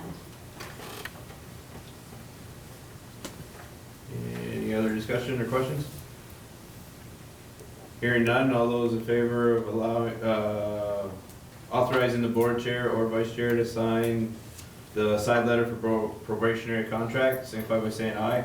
Aye. Opposed? Abstentions? Motion carries 801, Terry abstained. Thank you. 10, employee resignation. So you have in your packet an email, and we'd be looking, the second or third, it says resignation on it, my apologies. Second. So we are just looking for the board to accept the resignation as presented. And the type of position, instructional assistant. Teaching position, Teaching position. correct. I move to accept the letter of resignation. So Peter moved to accept the letter, second. Second. Devin was the second. Any discussion? I have a question. Is Julie recommending that we accept it? Yes. Okay, thank you. You're welcome. Any further discussion? Hearing none, all those in favor of accepting the employee's resignation, signify by saying aye. Aye. Opposed? Abstentions? Want me? Motion carries 801, Terry abstained. Okay. On to old business. So, we had some motions we tabled last meeting. So first up, seek approval for grants. So the first one is a motion to authorize the MVSD administration to seek grants, adopt plans, administer programs in compliance with laws, assurances, requirements, policies, and regulations, establish written agreements, and to act as the representative of the school district for all federal and state funds and collaborative agreements, including but not limited to Individuals with Disabilities Education Act, Consolidated Federal Programs Grants, Title I, II, A, Title IV, McKinley-Vento Early Childhood Programs, EPSDT, Medicaid, 21st Century, Transportation, Fresh Fruit and Vegetable, Department of Safety, Rise Vermont, VEHA, VHI, and grants for private foundations. What's McKinney, Vento? Homeless. Homeless? Associated transportation.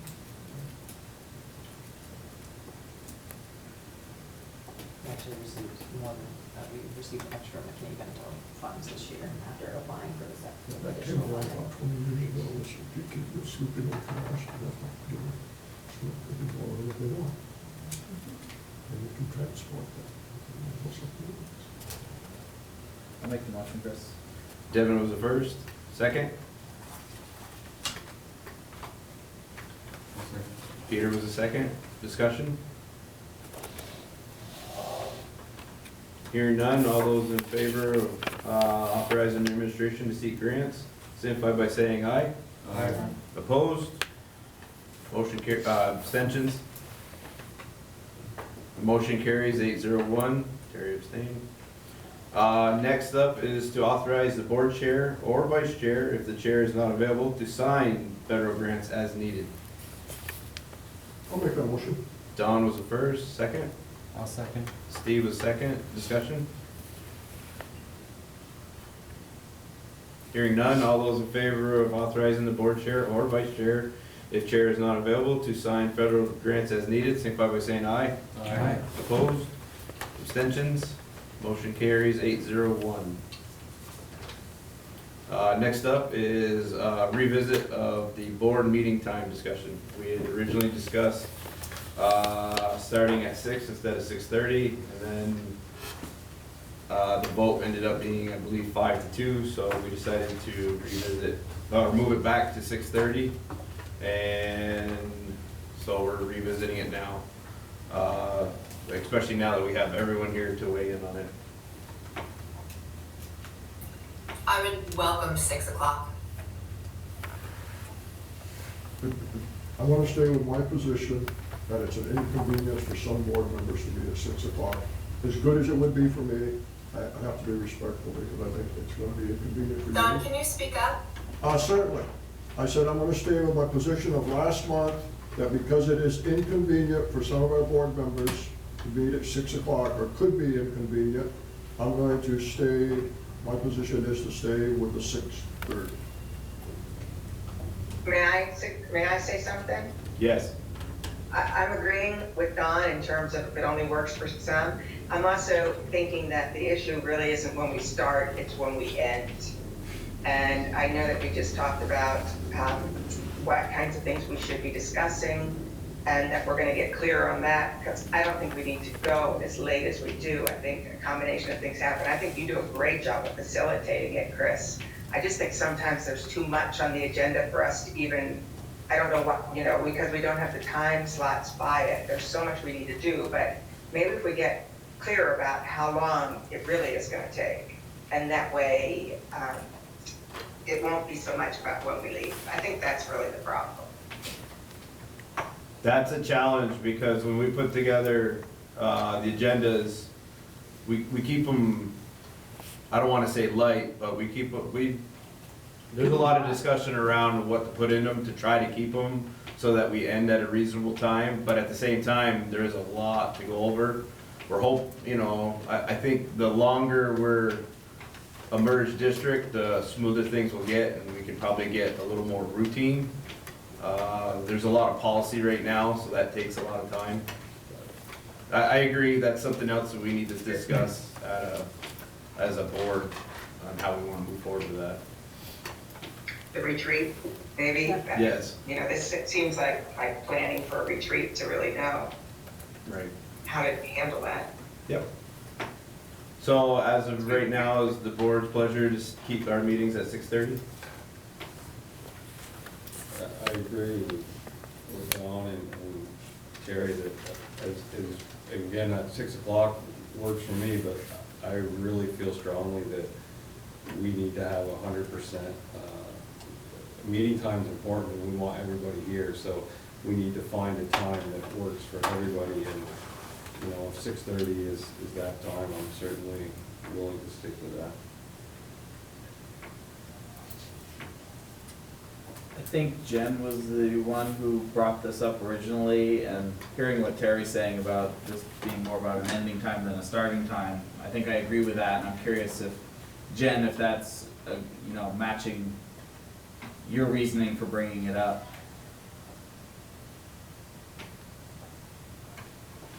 Jen, are you still there? I don't think I've heard him. Okay, can you hear me now? Oh, there she Yes. is. Oh, yep, now we can hear you. Did you hear Devin's question? Yeah, if you could just repeat the end of it. So I guess I was curious Seven. if Terry's comments around this being more an issue with ending time than starting time, if that addresses kind of the reason you had the concern initially, or if it really is about the starting time. I just was thinking that most people probably want to me, go from not staying home for so long maybe, but I guess I was just thinking of terms of people that probably get out earlier and then have to get up and then go, and we could put a lot more in, not so much the ending time because my work's flexible with my next day of going in, but we do have so much to discuss, so if we went in earlier, maybe we could have the more time that we need to fully discuss the stuff that we have. So basically, But sounds like I'm gonna have to agree with, Dawn and Terry. I'm not gonna put anybody out that can't make it, that's not being fair. Make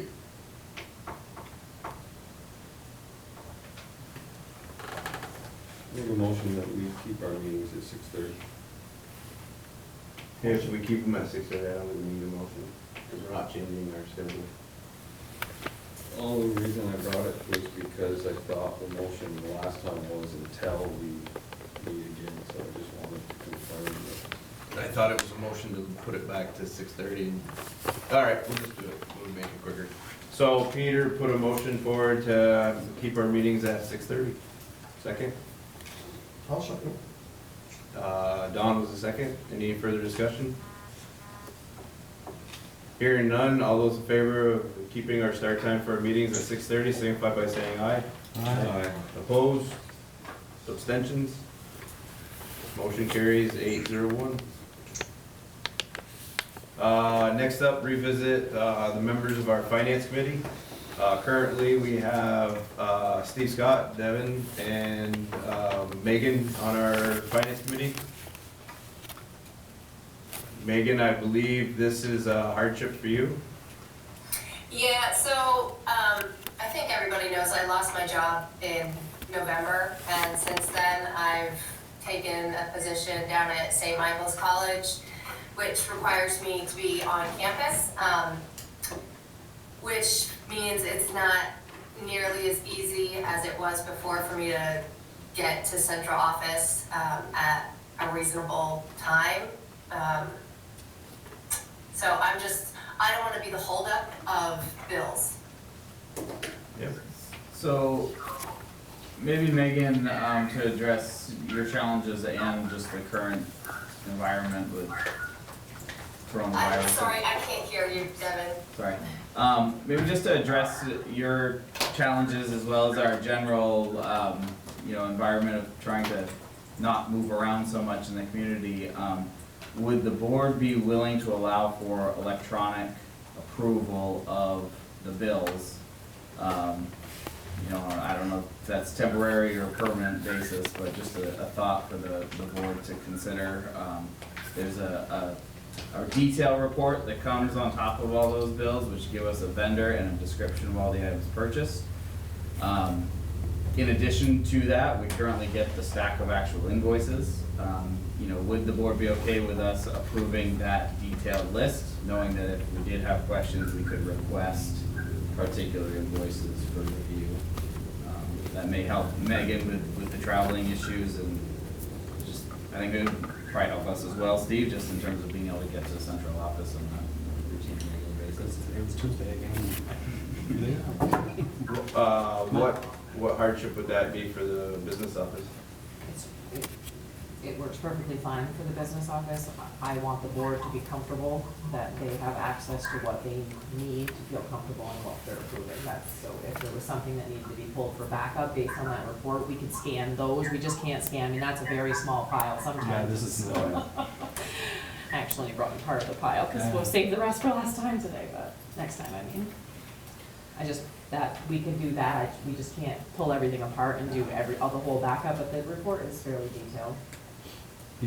The only side of it for me, I don't know your angle and how Megan goes through her turn and going through the details and stuff, but one of the big things I like to see is the approvals, the purchase orders attached, and a signature somewhere in the pile, and you're not gonna see that on the planning commission results too. So, I guess, if it were to work out with the finance committee, that would be my focus on site at central office, should I remember to go there?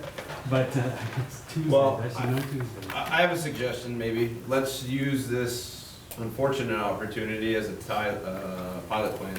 Well, while because central office is gonna be closed, correct?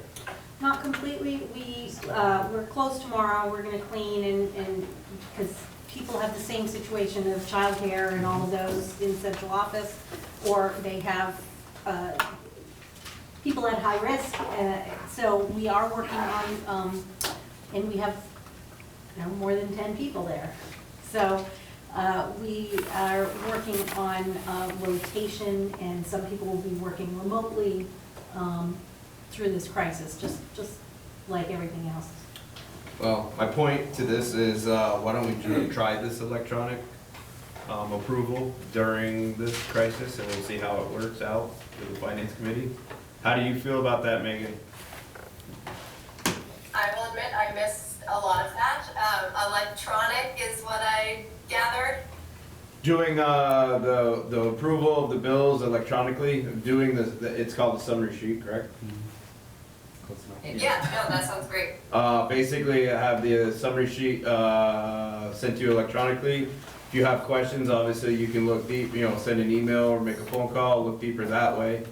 And for the time being, while we're under this situation, we'll try this electronic setup and see if it works.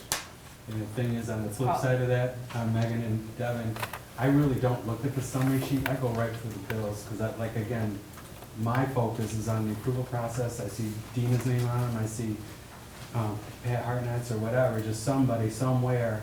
And I do once in a while have a question, and usually it's Sue myself in the mornings, and she knows a lot of that stuff too, so I quiz her on a couple of them, but I go right by that thing, but if it were to speed the process, I would definitely accept that, but I'd still go in and do this too, even if it's. I think you're right on, because I think what's gonna happen, we used to say, what, 2 of the 3 have to review them? Yep. And now, if one person is willing to come in, and one does it remote, and both do it remote, so I think maybe it's an opportunity, Chris, you're right Yep. on. Well, that would between yourself and me, if one of us can't go there for whatever reason, Right. or then yell at me now or something, but, I say, Devin, I just can't make it, I'm out of town or whatever the case, and, just cover, but I will still make the effort to get in there and look at it. All right. So, would you like a motion to support that? The report is called a voucher detail listing, just so you So know. Yeah, motion from the board to allow us that flexibility so that we can still, handle it either as So- needed. I would entertain a motion to allow the finance committee to approve check warrants based on the, what was it called again? Voucher Detail listing. detail listing On a temporary basis. on a temporary basis while we're going through the COVID-19 I'll shutdown. make that. Megan was the first. And if it works, We'll Stay look with at it. again. stay with it. Yep. Right. Second? I'll second. Devin second. Any discussion further? Hearing none, all those in favor of approving the finance committee to approve bills via electronic viewing of the voucher, what was it called again? Voucher. Detail listing. Voucher detail listing, thank you. Signify by saying aye. Opposed? Abstentions? Motion carries 8-0-1. Okay, So Chris, does that mean that Megan has agreed that she's going back on the finance committee, or? she's still on the finance committee at this point, so we didn't have to change anything with that. Just our practices are changing a little.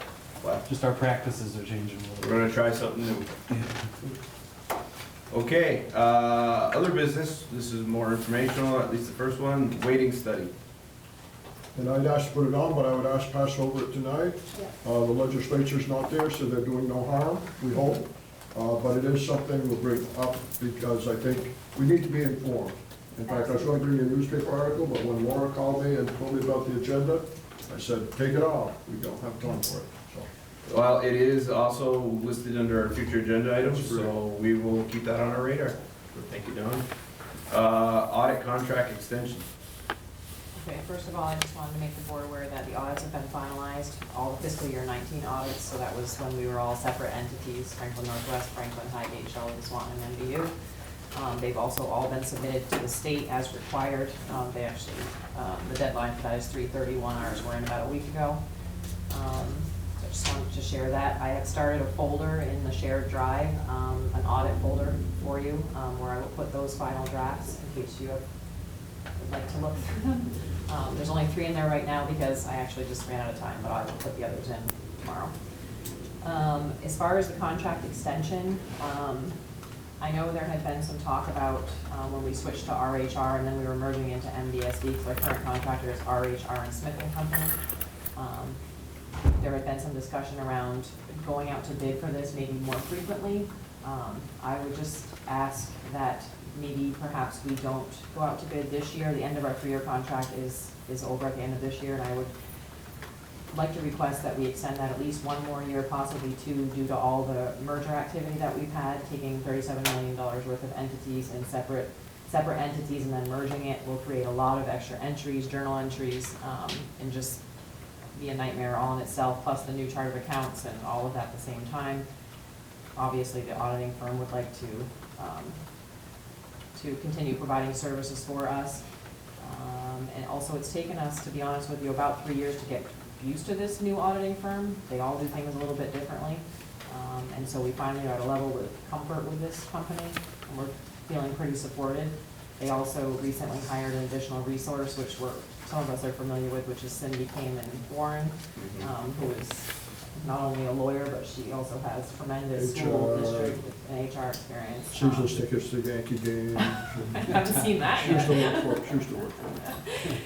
And it's a great resource to have at an auditing firm.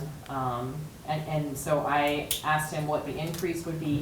The RHR has proposed a minimal increase of $265 for next year, with the exclusion of Sheldon, which was included in our previous contract. So I'd like the board to consider extending that at least 1 year at this point. That total contract price would be $36,450. And do we have a provision in there to just do extensions? As long as it's within the index, the NEAT, we're fine, and 265 is a few thousand below what that would be. At this point, I'd entertain a motion to do a contract extension with R and Smith. RHR and Smith. Make that motion to extend it for 1 year. Peter made the motion to extend for 1 year, second. I will. And the board chair to sign the extension, sorry. Yes. Yeah. You add that. Sorry, we'll add that in there. Yeah, sorry. If you're all right with that. Any discussion? I have a question. Steve. This is one of the things that the state told us we would really save money on, our audits, remember? And I agree with Laura that we shouldn't try and change things right now, but it's just kind of interesting, isn't it? Right. Best experience, if you're comfortable with your auditors, they train you the first year. Yeah. Your second year goes a lot smoother. Don't change auditors now. No, not Oh, I- I agree. I'm just saying, yeah. Yeah, I think maybe eventually we could be in a position where we need less support in these, and it would be less cumbersome of a process when we're not merging and everything, that we could negotiate. To be honest with you, pushed pretty hard to get it to be a, Well, you're changing your chart of Minimal accounts, increase. that means your income statements, your balance sheets, and all those backup materials are all different. I mean, there's probably pages and pages of journal entries just to merge our entities that they'll be providing for us, so it's a tough position. If I could vote yes, I would, Laura. Thank you. Any further discussion? Hearing none, all those in favor of awarding a contract extension to RHR Smith for a term of 1 year and having the board chair sign it, signify by saying aye. Aye. Opposed? Abstentions? Motion carries 8-0-1. I have a question, and I think probably Laura remembers, but was the building project audited, the building project MV, was that audited separately? All funds are audited as part of the same audit, Right. but each fund is audited. Okay, so, because I'd asked you at one time in the fall about audit on the building project, you said you didn't have the reports yet, or you did. It would be included as a, you'd see it separately as a different kind of fund. Right. I can point that out to you when we want to review it. At some point, I would just look, it's not so much I'd like to review it, I think, because now they're coming online with another bond, right, at Highgate, Yeah, that will be tracked separately. and that'll be tracked separately. Yeah. But I think it'll just be good for the board just to get a sense of how that works, because it's not part of the general fund expenditure. Yeah. Okay. Let's see, next up, other business, we have a parent request to have their student remain in Highgate till the end of the school year, which the explanation is the last page of our little packet we just got. So, if anybody wants to discuss anything particularly around the student or a principal recommendation, we would want to do anything personally identifiable in executive session. It's kind of an odd situation because this was before schools were closed. I had given permission for the family, they notified us when they moved, that they could stay until this Friday, pending this board decision. And then if the board so chose, they could stay till the end of the year, or we would ask them to enroll in the other school district. Now it's a little bit of an unknown, but we would be looking for the board to make that decision, since technically they need to be resident pupils. Did the principal have a recommendation? Did the principal have a recommendation? Not really, Not really. just neutral. Well, I would move that we approve the remaining, I guess, for later the year. So we have a first to approve the student to remain enrolled in Highgate to the end of the year. Don was first. I'll second. Devin was second. Discussion? I have a request, and I'm going to request that we go into executive session before we end tonight. So I don't know if you want to go into executive session now and talk about this as well, or if we're good to just go into executive session for the one thing I want to ask you all about. What would that be falling under, Terry? Falling under, let me see, where premature public knowledge could clearly place the board or other party at a substantial disadvantage. But what classification do you want to use? Potential administrative contracts. Oh, but we took that off the agenda, because we're not prepared to talk about it right now. We're gonna put that on Okay. we're gonna put that on the April 4th agenda, or the April 7th agenda. And it can wait that long? Yes, because we can give letters of intent to our principals, and then we No. will, You're talking about waiting on the parent request? No, I'm sorry, I was talking about the thing that Julie and I are talking about. I wanted to revisit a decision that we as a board had made earlier, but I thought we should do it under executive session. Julie's telling me now that we don't need to do it now, all that stuff is on hiatus. Yeah, okay. And that we can wait till the April 4th. I'm sorry. Yes, So ma'am. if no one feels the need, I was just saying, if anybody was thinking, yeah, maybe we should go to executive session to talk about this, then I would like to say, yeah, let's do it because I want this. But now I don't have that need anymore, so maybe we don't need to go into executive session. Does that make sense, Chris? I think so. Good. Does anyone else feel the need for executive session for the parent request? Is there any information that we need? no, I mean, I think these things really should be pretty blind. If it was the beginning of the school year, there might be extenuating circumstances, and then you want to talk about personal situations of students, and that obviously would be executive session. But it's more of a later in the school year, it will be into April at this point. So if you're not, then that's a blind acceptance approval. I have one question, and I don't think we need executive for it. If we approve it, the student is still one of our students. Yep. says we're still gonna provide the education maintenance packets and all that stuff too, correct? We will work between the two school districts to see what the needs are of individual children, because I don't know today whether at a new address somebody has internet access or things like that. So if we have to do things in a different way, probably the two school districts would talk about how to get that done. Okay. I think that is- We've got to put the kids first, so we'll figure it out, is The really the parents mentioned they'd provide transportation, so it would appear that they might cooperate if she needed to Yeah. pick up materials. Absolutely. my question is, are we gonna provide the material? That's my Yep. only, yes. I would think so, yep. Yep, I'm happy. Everybody ready to vote? or- No, I'm probably wrong in even asking, but just the new guidelines and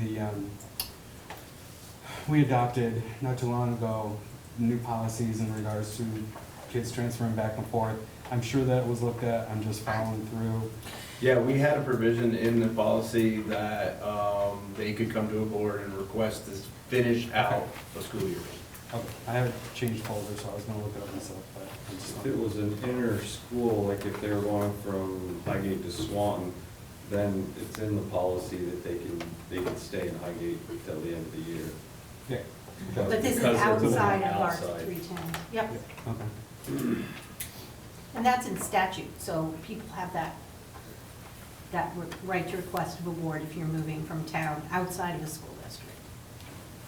I think given the current situation of students not being in the buildings, not allowing this would be a particular hardship for the students and for their teachers. Oh, That's why I mean, I agree. We're talking about case by case. This is not really debatable, I don't know. That's why I was asking, to just make sure we're still providing. I know they'll have to come and get it because of the transportation side of it, but I just wanna make sure we're still providing all the same benefits. The new town wouldn't know what to give the child, Right. right? So Yeah. it's kid-centered decision, I appreciate it. Yeah. Okay, ready to vote? Mhm. All those in favor of granting the request, signify by saying aye. Aye. Opposed? Abstentions? Motion carries 801. Next up is future agenda items. We still have policies we're working with. I have a facility use policy that That's I right, want to yeah. get done by the end Yeah. of the year. If it doesn't get done by the end of the year because of emergencies, we will take care of it first thing over the summer. But it is something that's in the hopper. Yep. Obviously, to go, I'm sorry. go ahead. Will we be rescheduling the facility conversation to the next meeting if at all possible? Because the facility directors are anxious to get some things rolling on summer work now that the budget has been passed. That was my intention, unless the board disagrees, but it was my intention to kind of move everything that was scheduled for tonight to the next The meeting. next meeting, okay, just making sure that's clear. Okay. Chris, just to help you and Julie with the agenda, on the waiting study, the next 5 minutes, you know, even if people have questions, 5 minutes be enough to just get some of the information out there. Julie's done some, just like to bring it back. The legislature's probably not gonna be back in session right then, so don't exclude something else because you think this might take a lot of time, because that's where I brought it up. I'll be prepared and basically information. Okay. Waiting study is also on our future items. Negotiations is ongoing. We'd like to bring forth a description on how decisions are made throughout the district, all the way to the board and down. And also, we need to discuss, as we discussed earlier in this meeting, the board needs to get together and iron out some of our own decision-making processes going forward. Any other agenda items people would like to add, or? Do we need to look at, I'm just thinking moving forward, how we'll meet? Like, I don't know if we need to do WebEx or something, but we need to be able to talk with the people that aren't here, and there are probably gonna be more of us not here. in the future, just so everybody can see, or maybe everybody's gonna need to have some kind of device so we can communicate with Yeah. whoever, because, I mean, they're talking 10 people or less, there's 9 people on our board, so it's gonna be really hard to meet, unless we're doing it online. Yeah. So I just wonder if we need to look at how we're doing that. I've always liked that idea too, like Terry being gone, I understand that, it happens. And I don't like missing a meeting, but if I had the opportunity to dial in and, you know, you're sick at home or somebody else is sick at home, to have that option would be beneficial for me, hopefully, time to time. And I think we have the capacity with Google Hangouts, which is very much directed to your school district email, to have people come in this way. Because of our setup, we didn't have it, we could have it projected on the screen so you could see people bigger. I was unable to have our tech person here today to do more, but we'll get better at this because we're gonna have to, right? Right, that's, I just wanted to bring up that. And that's a good point for the future too, because we're gonna have to, I mean, obviously we have to keep our meetings open for open meeting law, but we can't have 50 people showing up at our meetings either. But you still have your quorum to make the decision, so that dial-ups should cover that. You don't have everybody here. Well, I mean, they can vote via Right. phone in, so I mean, if we all phone in, the quorum is met. But yes, that's definitely something we'll have to work on. Okay, future meeting dates. Tentatively, we're gonna be meeting at the MVU Library at 6:30 on April 7th. It may be much more internet-based by then. We'll figure that out. I believe the negotiation committee's meetings at this point have been postponed. I know Don requested to keep working on the professional negotiations. We'll see what we can work on for that for a meeting, but as of this point, no meetings are scheduled. And it may not work, but I thought if we just focused on that one thing, it might move us a little bit. I know I reached out to professional negotiations and they were available to do it. It really was a matter of administration's availability to focus on it this week. We'll see what next week looks like. We haven't technically postponed support staff yet. We want to see what things look like. Oh, you haven't? We have not yet. Oh, okay, I'll announce their meetings then. The support staff negotiations committee with the association meetings are scheduled tentatively for March 24th and April 14th at 6:30 at the MVU library. The board committee would meet prior at 5:30 at the MVU conference room. Obviously, things change day to day, so we will be in touch on the practicalities of any meetings, but as of this time, we're looking to move forward with those. We're looking to reschedule with professionals as soon as is practical for everyone. And I agree, Don, if we just stick to a single item, we may make some headway. Well, it might not last more than an hour, but at least it lets people kind of refresh where we're at with that item. Mhm.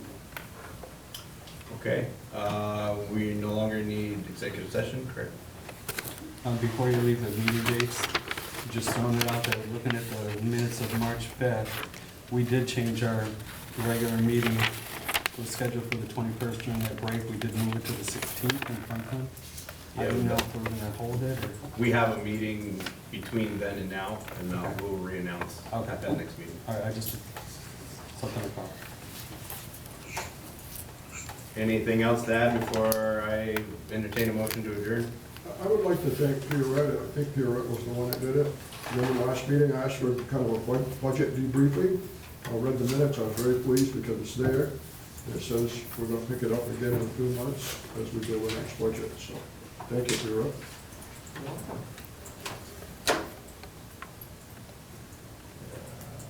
At this point, I'll entertain a motion to adjourn at 8:47. I'll make that motion. Steve was the first, second. I'll second. Peter was the second. Any discussion? Hearing none, all those in favor of adjourning at 8:47, signify by saying aye. Aye. Opposed? Abstentions? Motion carries 801.